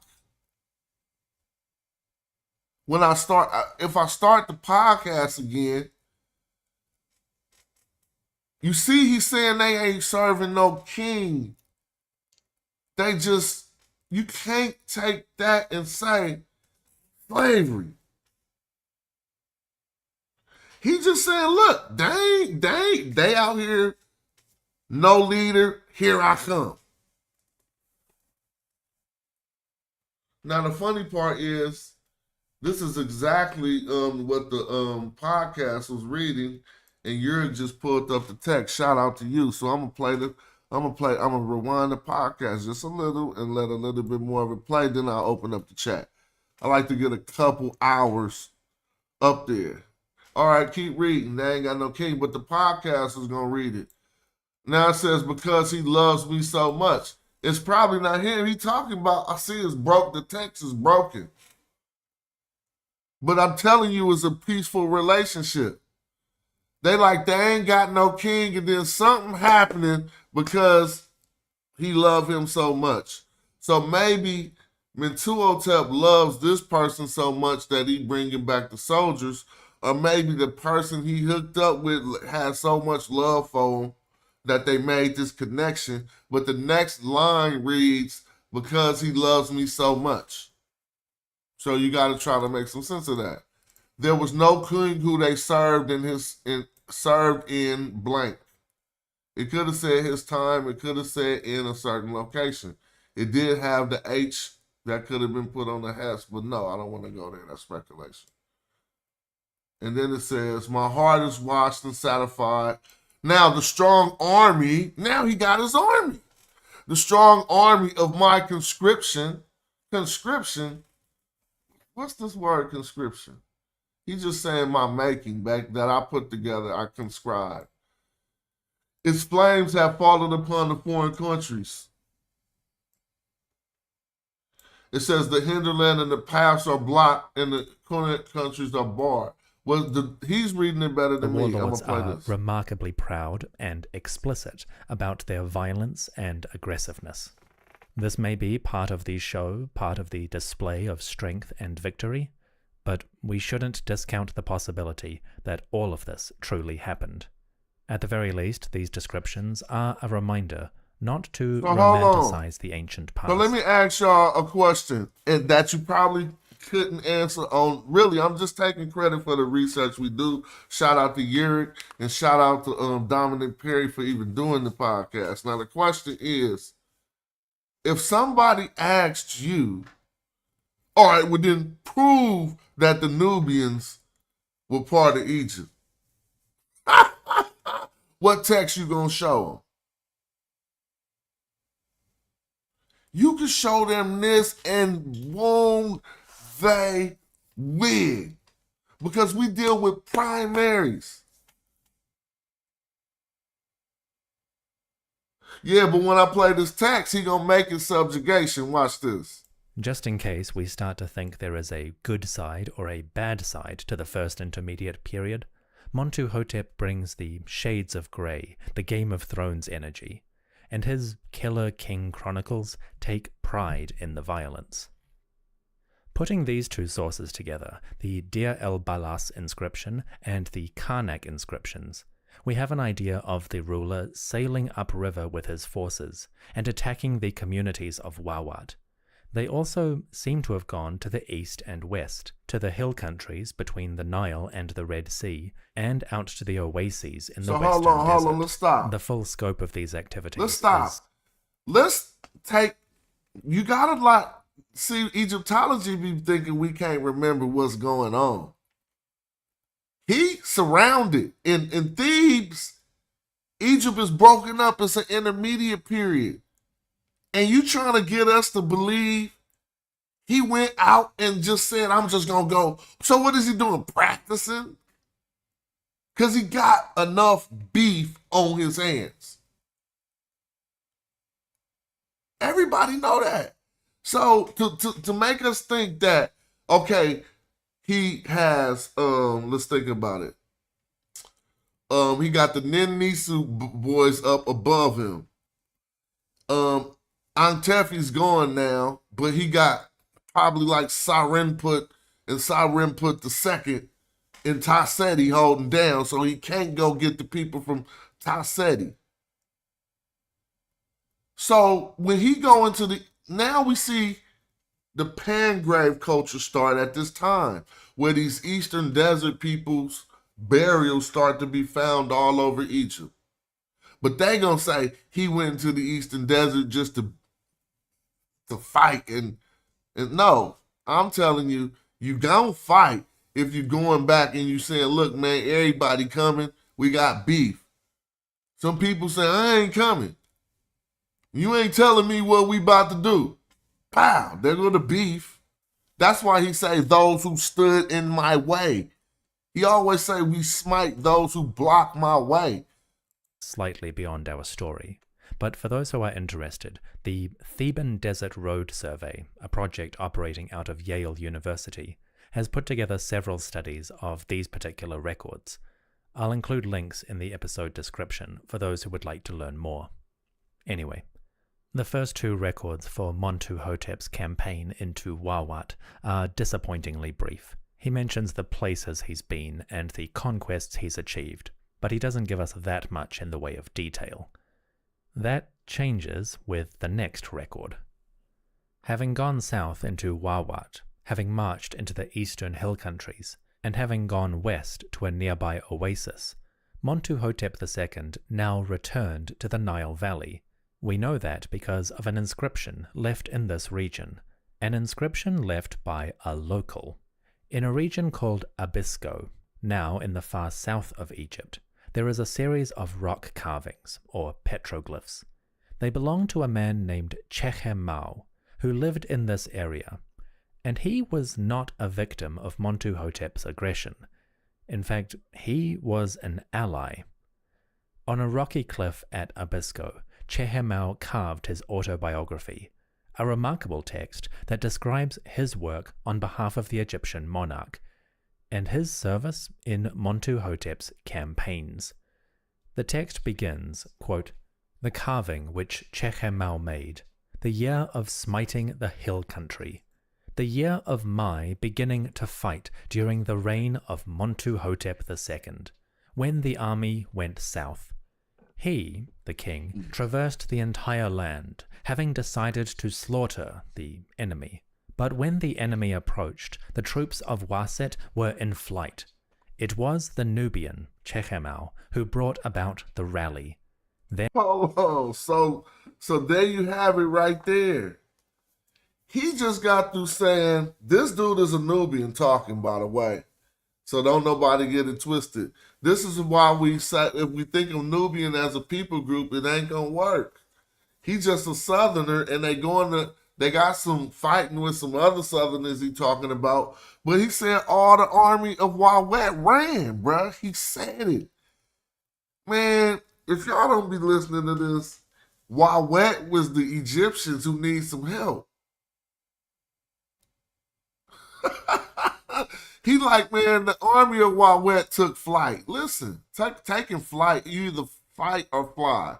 So description for those who would like to learn more. Listen. Anyway, the first two records for Mentuhotep's campaign into Wawat are disappointingly brief. He mentions the places he's been and the conquests he's achieved, but he doesn't give us that much in the way of detail. That changes with the next record. Having gone south into Wawat, having marched into the eastern hill countries, and having gone west to a nearby oasis, Mentuhotep II now returned to the Nile Valley. We know that because of an inscription left in this region, an inscription left by a local. In a region called Abisko, now in the far south of Egypt, there is a series of rock carvings, or petroglyphs. They belong to a man named Chechemau. So hold on, Chechemau is one of the Nahesi who was rocking with Mentuhotep. We got it. They over. Do anybody who got any of this, I dare some of the black people, the Mediterraneans, to come poke their head out. You're going to get hit with a piece of a stela. You're going to get hit with a pottery shard. You're going to have cut looking like that girl in the UFC fight. Who seen that last UFC fight? God, that's the worst cut you ever going to see in life. She had a cut from the top of her forehead to her nose, bro. And it was about open like her mouth. But anyway, that's the type of cut you're going to have when that pottery shard come sliding off that forehead. Anyway, I don't know what I'm talking about. Who lived in this area, and he was not a victim of Mentuhotep's aggression. In fact, he was an ally. On a rocky cliff at Abisko, Chehemau carved his autobiography, a remarkable text. I looked him up already, and we got it, but I don't got the primary, Reggie. We got to read this Nubian text, because this proves everything they say about Nehesi don't mean Nehesi. He called himself a Nehesi. He like, man, we whooping these fools in the South. How that makes sense? That describes his work on behalf of the Egyptian monarch, and his service in Mentuhotep's campaigns.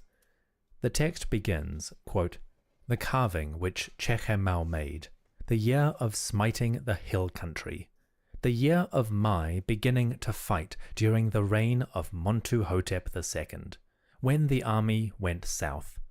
He, the king, traversed the entire land, having decided to slaughter the enemy. But when the enemy approached, the troops of Waset were in flight. It was the Nubian, Chehemau, who brought about the rally. Then the king overthrew the enemy, and he raised his sail to go further upriver." End quote. So the enemy ain't the Nubian, because the Nubian helped them beat the enemy. See, Nubian don't mean a people group. So that's the problem. Now, right here, it says Wawat and the Oasis region. I added them to Upper Egypt. And then it says, I drove out the rebels. So if you want to rebel, you want to go against Mentuhotep, look, man, we got some beef. It's these people, these Asiatics, it's up in the north. I know some of y'all scared, don't want to do it. You got to smack up the rebels. But the people like what was his name? Chimney or something. People like him. And there's two more stelas he got of the Nubians. Watch this. Chehemau was a soldier in the army of Mentuhotep, and he gives us a remarkably clear and detailed description of the war. Chehemau's inscription is quite long. I have just given a small part of it here, but the warrior makes a few things clear. First of all, Chehemau was not an Egyptian, quote-unquote. He specifically calls himself the Nehesi or Nehesiyu, which is usually translated as Nubian. Now, Chehemau left you a stela in all ancient Egyptian writing. Do you think the war broke out and he went to class and said, let me learn? Or he had somebody commissioned, and you say, no, he commissioned it. So how did he verify his story? Like, they're trying to act like the language he spoke was Egyptian. The language he left to us was Egyptian. Because he was a southerner, and the southerners are called Nehesi, they take this word Nehesi, say it means Nubian, and then they tell you he wasn't an Egyptian. Man, I hate that. So description for those who would like to learn more. Anyway, the first two records for Mentuhotep's campaign into Wawat are disappointingly brief. He mentions the places he's been and the conquests he's achieved, but he doesn't give us that much in the way of detail. That changes with the next record. Having gone south into Wawat, having marched into the eastern hill countries, and having gone west to a nearby oasis, Mentuhotep II now returned to the Nile Valley. We know that because of an inscription left in this region. an inscription left by a local. In a region called Abisko, now in the far south of Egypt, there is a series of rock carvings, or petroglyphs. They belong to a man named Chehemau, who lived in this area, and he was not a victim of Mentuhotep's aggression. In fact, he was an ally. On a rocky cliff at Abisko, Chehemau carved his autobiography, a remarkable text that describes his work on behalf of the Egyptian monarch, and his service in Mentuhotep's campaigns. The text begins, quote, "The carving which Chehemau made, the year of smiting the hill country, the year of my beginning to fight during the reign of Mentuhotep II, when the army went south. He, the king, traversed the entire land, having decided to slaughter the enemy. But when the enemy approached, the troops of Wawat were in flight. It was the Nubian, Chehemau, who brought about the rally. Then the king overthrew the enemy, and he raised his sail to go further upriver." End quote. Chehemau was a soldier in the army of Mentuhotep, and he gives us a remarkably clear and detailed description of the war. Chehemau's inscription is quite long. I have just given a small part of it here, but the warrior makes a few things clear. First of all, Chehemau was not an Egyptian, quote-unquote. He specifically calls himself the Nehesi or Nehesiyu, which is usually translated as Nubian. So Chehemau was a local from the region of Wawat. He probably lived in the area of Abisko, the place where he carved his inscriptions on the rock wall. But at the very least, we know he was from this area. He was not an invader like Mentuhotep and his soldiers. Instead, he allied with them. I guess that would make him a collaborator. Like his contemporaries, Chehemau was proud of his achievements and not shy of boasting about his personal contributions. In one section, Chehemau claims that the Theban army, those of Wawat, were beginning to retreat or rout, but Chehemau Recording stepped in forward, progress. and through his bravery, he was able to bring the soldiers back into the fight, with the result that the king achieved Recording great victory. stopped. So Chehemau was an enthusiastic warrior, apparently skilled in combat and leadership, and able to effect change upon the battlefield. As usual, we take these kinds of biographies with a grain of salt. But regardless of any boasting or exaggeration, Chehemau's inscription is an intriguing record of the campaign, and the willingness of some locals to join up with the king. This was not the limit of Chehemau's contributions. We'll see him again a bit later in the story. For now, let's wrap up the southern campaign and look at it in the big picture. Mentuhotep's invasion of Wawat, the eastern hill country, and the western oases might sound strange, given the ongoing civil war and the rapid expansions of his predecessors. Why would Mentuhotep suddenly turn to the south? Wasn't that kind of the opposite direction to his goals? Well, fortunately, Mentuhotep tells us exactly why he did this. Two inscriptions from his reign explain the motivations behind the attack. One of Mentuhotep's chapels in the city of Dendera includes a brief description of his southern campaign and his overall goal. It describes how Mentuhotep was, quote, striking the eastern desert regions with the throwing stick, beating down the mountains in order to bring the hinterlands low, subjugating the Nehesiyu to the status of Bach. See, now there we go. That's what I Then, wanted to. in a Remember our word again? And they read it subjugating the Nehesiyu to the status of Bach. When we already bust them out and we got the other text that he say, look, they don't got nobody that they serving. So I'm about to make them serve me. They part of Egypt now. another text, the king says, quote, they, the foreigners, took a divine oath, each one, upon his head, so that his district would pay Baku. End quote. In both of these texts, there is a distinctive word, Bach or Baku, which is a kind of tax or annual tribute that the Egyptian monarchs All right. Every nome pays Baku to the king. See how they trying to do it? Now Baku ain't your tribute. Baku, again, is the work of your region and it get taxed. It's called a tax. It's like normal tax. imposed upon their subjects and upon their victims.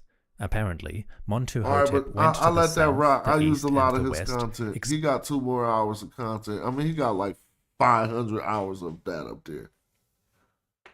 But I ain't about to use that much. God damn, I just wanted to spread the knowledge and point y'all to that source of information. If somebody hit the link, we're gonna keep the show going. If not, I'm gonna, do what we do. But somebody sent me a cash app. I want to say thank you. I appreciate that, and thanks for supporting the show. And if you want to support the show, the cash app is Smash Rock. It just make it easier to stream more often. That's all it help. You feel me? So I appreciate that, and thank you for let me look back again. Just thank you to LX, my mans. Y'all want to hit the link, hit the link. If not, I ain't tripping. But all of that speculation about it's over, man. I mean, we just beat the subject to the ground. Everything they tried to hide behind, every rock got overturned. They talk all this, they talk all that. It's over.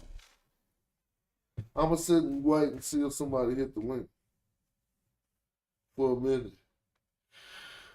And if y'all ain't got my book, that's another good way to support. Cop that Black Like Osiris book. They go Pan-African James. Cop that Black Like Osiris is on Amazon, or you can get the signed copy right on my Bandcamp. Yeah, and thanks for the support. What's up, James? What's happening, Smash? Let me cut the my YouTube side off. I'm still hearing audio. Yeah. Can you hear me? Yes, sir. Yeah, it's always good to see you back on the scene. Yeah, and I'm adding another 2-ton brick to the pyramid. We almost got the capstone now. We just build it, you know what I'm saying? We almost capstoning at this point, finishing it on off. But yeah, that's important as far as like adding that, the Arabic, the chronology of the Arabic points of the AD periods. Oh, Because most of the time we always stop right at the Greek period or something like that. But it's important to add on, even though, I'd be kind of skeptical because some of that looked at biblical. But that's just what that even so, that's what they said at that time.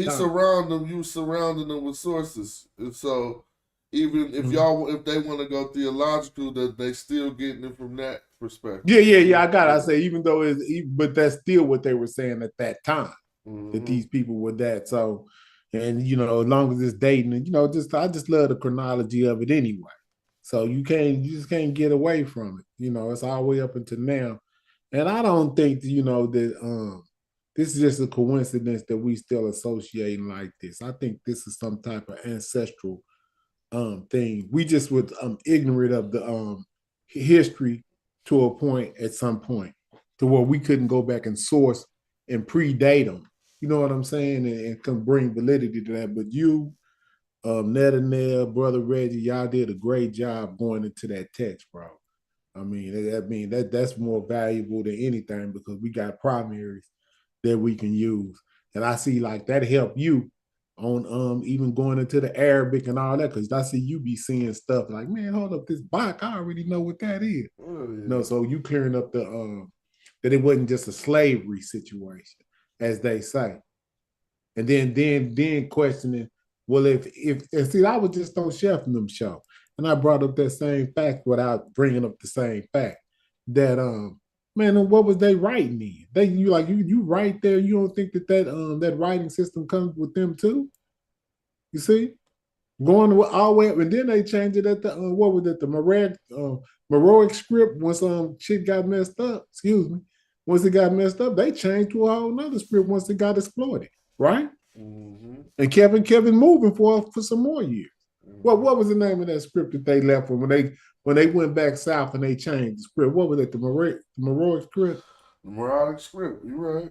Yeah. So I mean, we just see the continuity, just like we just like, man. And then you listen to Dr. Clark, bro, and he just break it down. He make it sound so beautiful.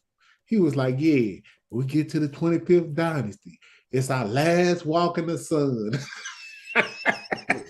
He said the last time that we went up there and showed the marks how to rule. You know what I'm saying? That's what he was saying. He said the last time we was going to show them how to do this the right way. Ain't that what Dr. Clark said? They read this before we read it. Besides y'all going into the text. You know what I'm saying? So it's just beautiful to see, the continuation and us. And then like I was thinking about SETI, and like he said that the script couldn't be, the text couldn't be read, but at the same time, if y'all wasn't reading this, y'all wouldn't be able to go in there and find out stuff the Europeans don't want us to know, right? Right. See what I'm saying? So that's just let you know the value of it. So the continuation that y'all did with that, man, that shit is gonna be something written down. Y'all might not understand it because we living in it, but this gonna be a part of history, Smash. I'm telling you. You think I'm joking? I don't know if you might have foreseen this too, but I think y'all carving some of y'all way into history in another way. And I already know you got your hip hop honors, but I don't know. I wonder which one would you say gonna be more valuable in the long run? You know what I mean? This. See, you know what I'm saying? I ain't you, so I can't answer that question. But like, would you know? Like, if you was gonna weigh it, would your work as far as like hip hop or this? Don't last. Your hip hop, because your standard of hip hop is so high. You know what I'm saying? But it's an honor to be able to top that with this if you could do it. But I think you might have already did it. It just, I don't think you're going to get the acknowledgement. I think your acknowledgement is going to be some Diop type shit. Like 30 years from now, you'll be if you ain't a scholar, I could what? I could Billy Carson on them. I ain't talking about. I'm saying if you ain't a scholar and you talking about some information, they gonna just put you in them categories. You feel me? Right. That's what I'm saying. If you ain't like PhD somebody and you think you overturning or just presenting something, they just cash it to the side, Nah, but the real people, just like just like we artists, it's other people. It ain't it's a mindset that it's hella people who know. You feel me? Yeah. We got King's Monologue. We got a whole group of people that's on the same page. We all the way across across the ocean with this. Exactly. So we ain't the only ones that's on this page. They try to make it seem like that it's just us, but nah, this consists from here to West Africa. Theophilo Bangers from the Congo. This must be all of these people are pointing us to this as far as history. So I just don't let them pigeonhole us. I make them try to be embarrassed about their stance because stuff the chef and them was over there saying tonight. I always pull out. What they were saying tonight? Let's get on them. I always pull out, some primaries from a genetic standpoint to try to help them. And they just was, they just in denial. What they were saying? Me and Haskell, we was over there having a conversation. We're pretty much the same conversation that we having tonight because they always have questions and questioning if they were African or not. So, I always pull up that little, that little thing that I have with the 750-year AD mark as far as them genetically coming back in. Why they still asking them questions? I think it's just for content. You know what I'm saying. So it's just to Yeah. stay in the phrases, kind of. It's like they little niche or whatever what they do. Hey Reggie, So, real quick, you know how I find this text that's on the screen? It ain't showing me the text for it. It's just showing all the information. I want to see the actual glyphs. Reggie in the building. Yes, sir. Peace, brother Reggie. Hey, peace, Pan African James, and I want to give a special tribute to Europe for finding that text in the primaries. Mm-hmm. Wow, that is great work. Let me just see if I could zoom this. Oh, shoot, I'm trying to get my view options so I can see what Smash is looking at. Oh, Uh, I just looking at the TLA, wondering how to pull up these texts that they showing, but Let me just see. I don't know why I you can't. should be sure. I should have something I could click and read. Okay, so that guy that the guy that was the boss that the guy said he wrote an extensive memoir or whatever. You found that text? What was his name? Tantanati or whatever his Oh, name oh We, is? no, that's why we got. That's what I'm saying. That's our homework to find all of them and be like blow in your face. He told us what they were and told us, we just gotta pull Yeah, them. yeah, yeah. when you click on a red, nothing happens when you click No, on here it. go one of them right here, Stella Antef. But when I click it, it don't show the glyphs or nothing. It's talking about an object and not the translation off of it. I want the translation off of it. Then this say something about, I know that's supposed to mean her. I don't know what her kumpf is. But even if I Go click, to the top. Let oh, me see. since it's on the text, okay, I just found it now. Okay. I had to click it again. Now, okay, cool. So we're gonna be finding shit. What's up, though, Reggie? How you doing? Oh man, I'm just trying to get back into things. And so I'm really soft on a lot of stuff. You know, if you don't use it, you lose it. Um, Mm-hmm. but I'm glad. Listen, teamwork makes the dream work. And so now they don't have anything to say because we're looking at the entanglements with the actual primary. So to say that Southerners weren't in a large, Mentuhotep goes and gets the Southerners, right? And he probably marries some of his wives. Yeah, that's why he got the wives. Oh, that's when he got the wives, huh? Yeah, for to build bridges, right? So um yeah, and so and he shows himself as being dark, right? So he's making himself like the Southerners. Um, I might be able to say, right? I might be able to say, in his reign, because a lot of people they try to say, oh, he's making himself like Osiris in death, Usir in death, but no, they're depicting the environment that they're in and how and connecting themselves with their black reality. Mm. Oh, you have to excuse me if I don't have much to say, Oh no, but I'm following along. we just chilling. That was beautiful. I was looking at that I don't know who was that. Was that an Arab or something, or was that? But they was like they put a list of everybody together. Oh The yeah, he killed Berbers, it. Did they you was out of control with that. did you see that? I mean, why we hadn't went back to Al-Jahiz, the glory of the blacks, when he just say the Copts and all of them is black. The Berbers. That's a Arab historian from 800 AD. And if in 800 AD he's saying all these people was black, then dude pulled a Muhammad saying it. Oh, did you see that video, Reggie? No. I'll play that again, boy. That video killed it. I'll play it in a minute. Yeah, so that's like I said, because a lot of the time we slow down after we get the Greek accounts, you know. Um Maybe we may go into some of the Hebrew accounts, but after that, we don't go into what much of what the Arabs say to, bring it all the way into the present. You know what I'm saying? Because their accounts are just as valid as everybody else's. So let me ask you a question, and I know it wasn't just. See, this is what people got to understand.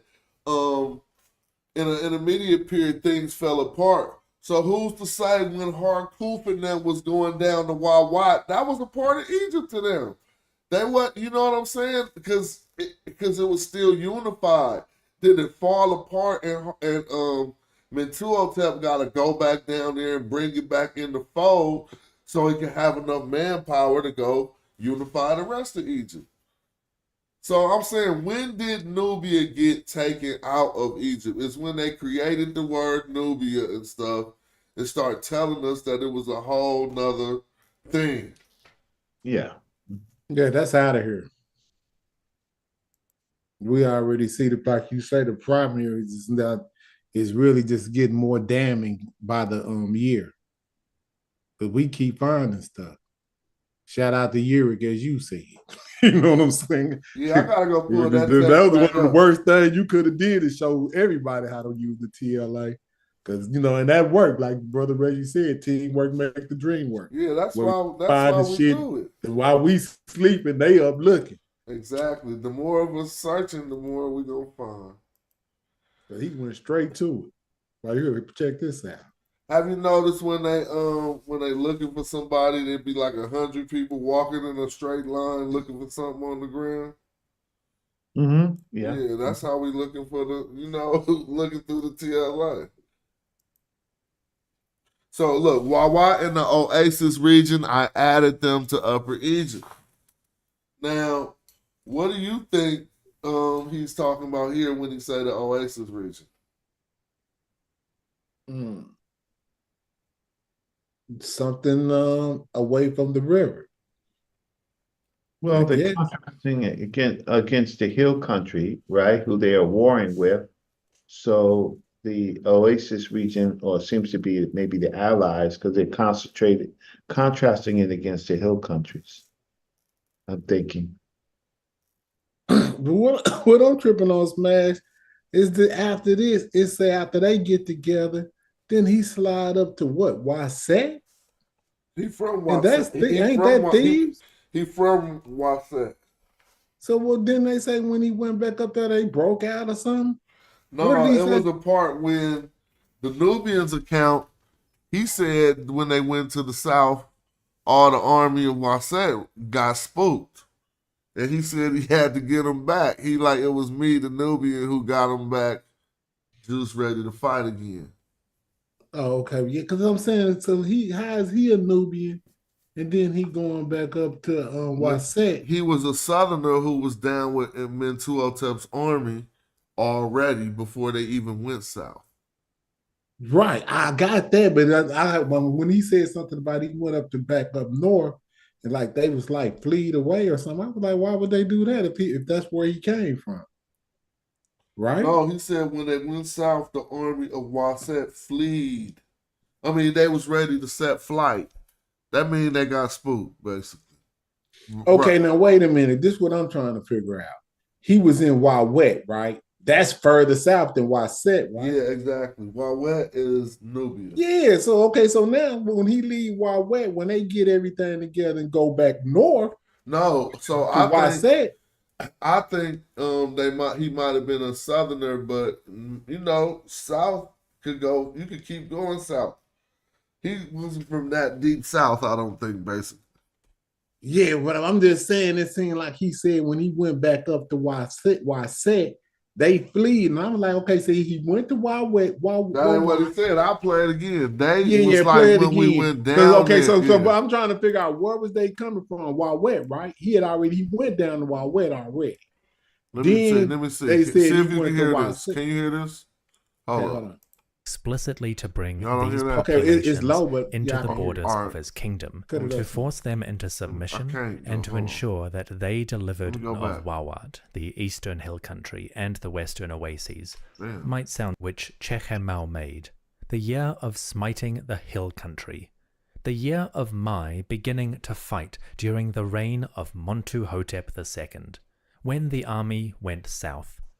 He, the king, traversed the entire land, having decided to slaughter the enemy. But when the enemy approached, the troops of Waset were in flight. That's it. So far, all he said was south. He didn't say Wawat in this part.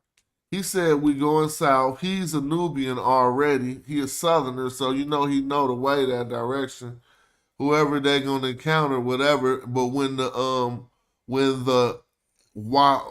Wasetians, as Eddie K would say, when they seen the army, they got spooked and ran, or they took flight. Yeah, I got that, but I understand that Waset is right there to the right of Thebes, right? No, Waset is Thebes, and Mhm. Wawet is hella far down. You gotta go to Yeah, next. so I'm saying, Yeah, so who I'm trying to figure out why they break out running. because they got spooked. Mentuhotep was probably like, man, we gonna go down here, and ain't nobody. I'm gonna round up everybody. Ain't nobody gonna oppose us. And he said some enemies came out opposing them, and the Wasetians got spooked. But let's Oh, keep okay. listening. Let's keep listening. It was the Nubian, Chechemau, who brought about the rally. Then the king overthrew the enemy. So he said it was me who rallied them fools. He rallied the troops. And he got them, and then the king overthrew the enemy. I mean, And he raised his sail to go further upriver. End quote. So after that, he gonna go further south. I mean, Now, but the result of that is what coming back and having enough manpower to win the second intermediate period. But yeah, I talked a lot.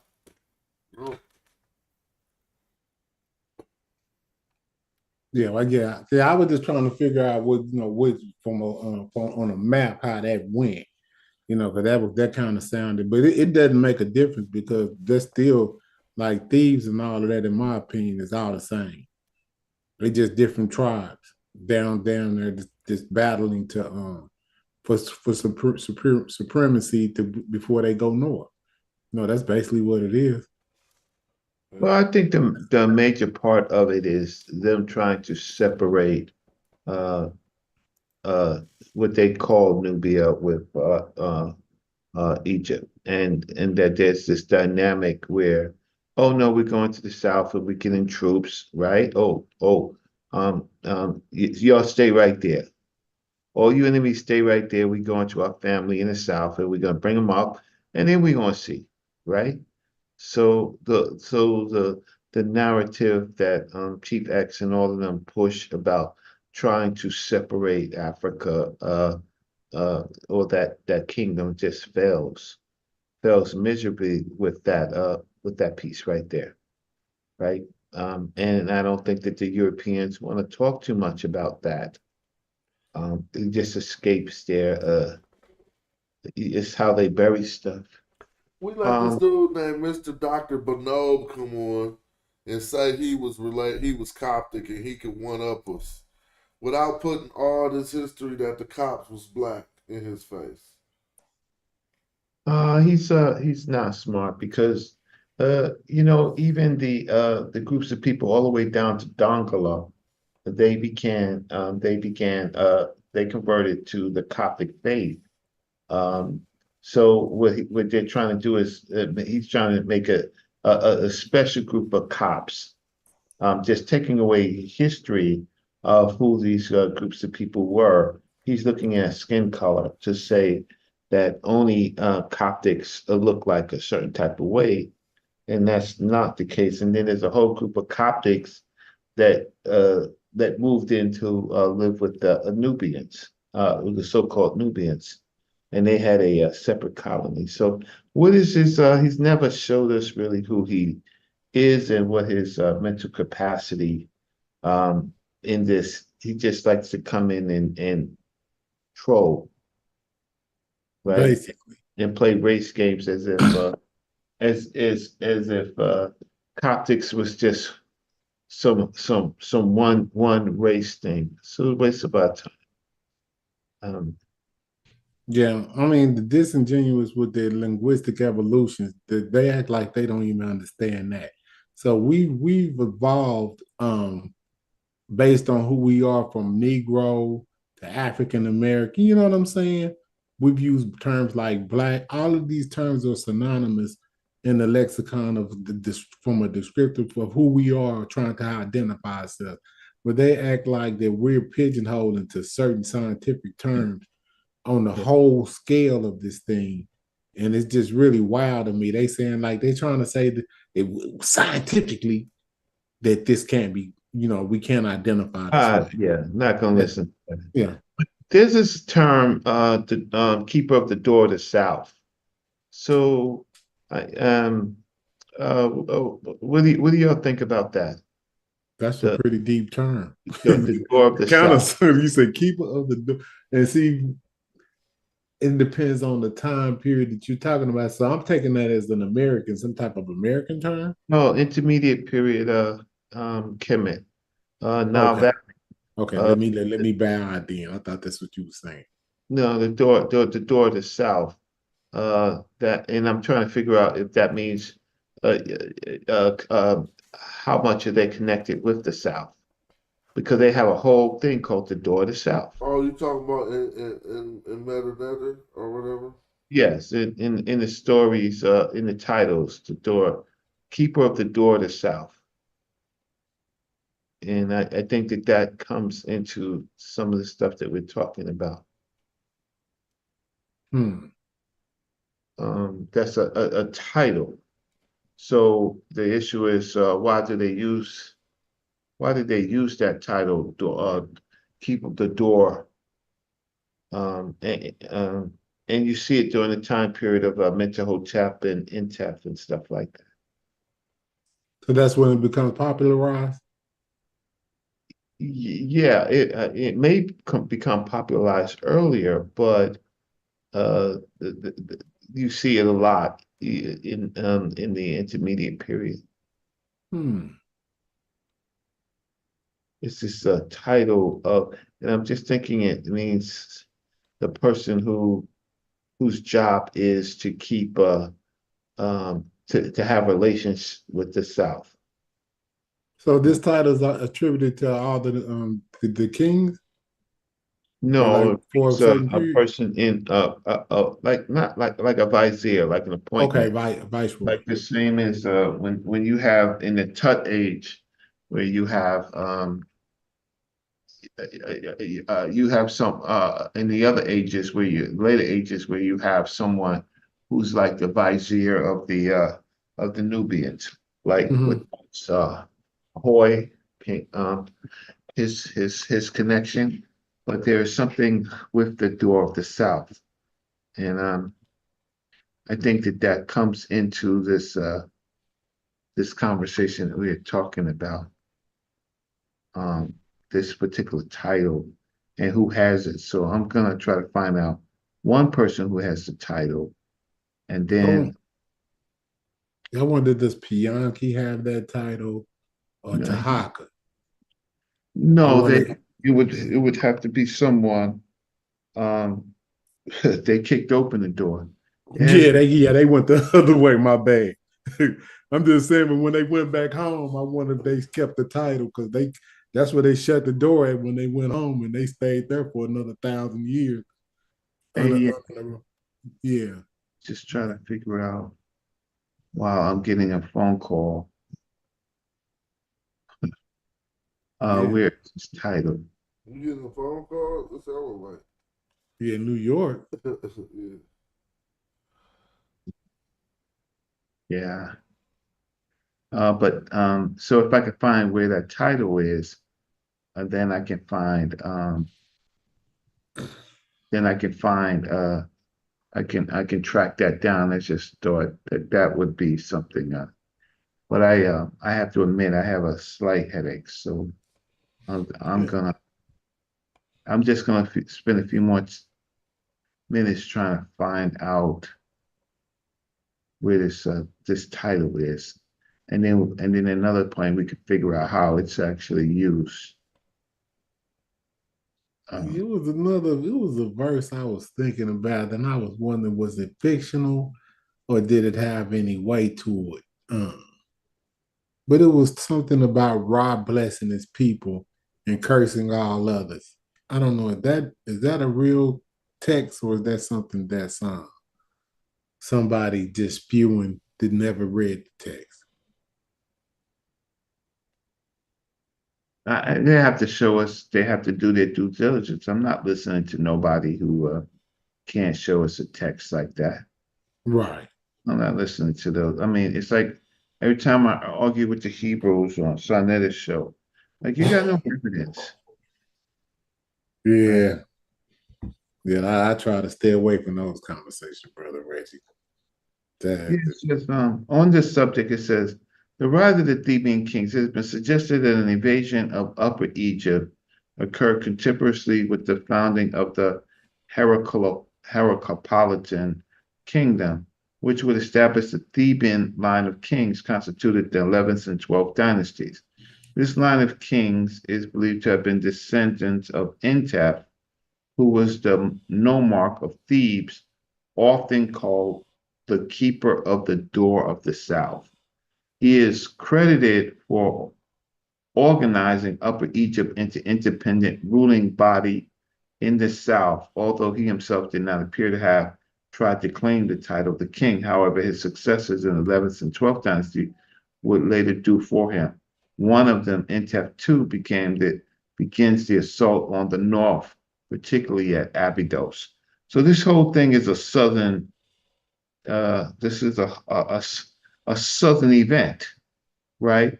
The arriving of the Theban kings. And so I'll show it to you, share screen, and then I'm gonna. So basically they demarcating Thebes as the door of the south. Am I messing that up?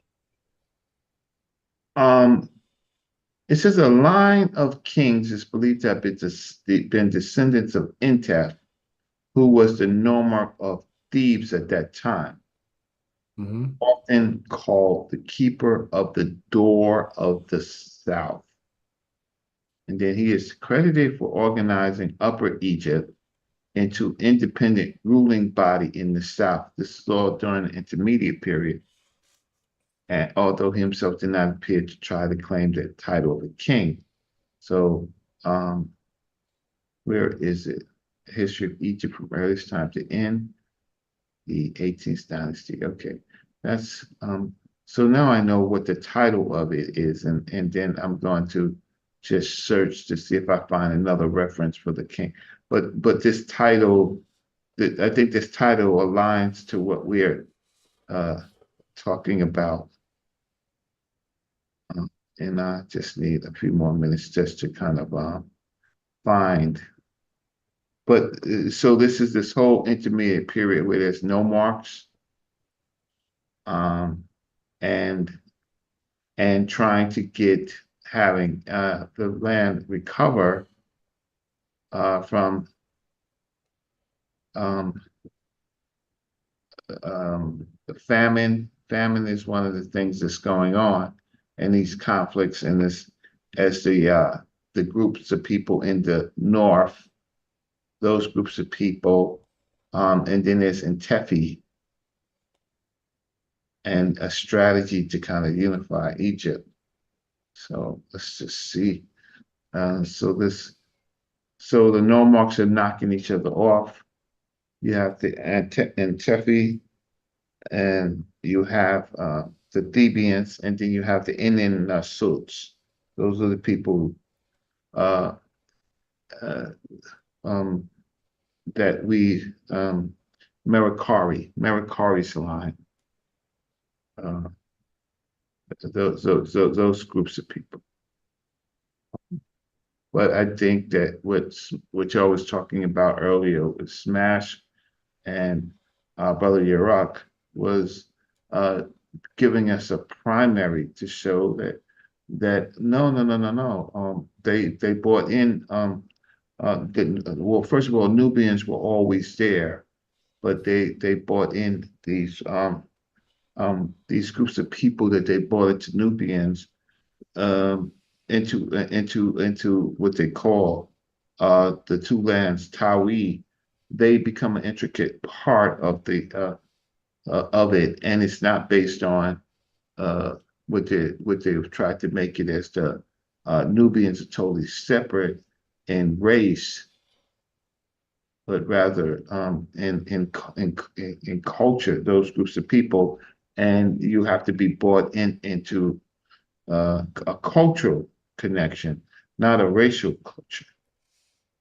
But I'm gonna go to sleep. Yeah, I'm gonna go. Yeah, me too. If there's any closing words, Nah, peace. I mean, yeah, I think with Reggie, and what you put together, everything sums it up. So that said, peace to everybody, and I'll catch y'all on the next word up. I'll one. talk to y'all soon. It's Peace. a pleasure. Peace. Word up. Peace. Yeah, thanks for the contributions to the show. Thanks for the cash apps. Buy that book. Support the channel, man. It's big. If not, just make sure y'all like, subscribe, or just watch. Shit. It's all good. All right. Appreciate you.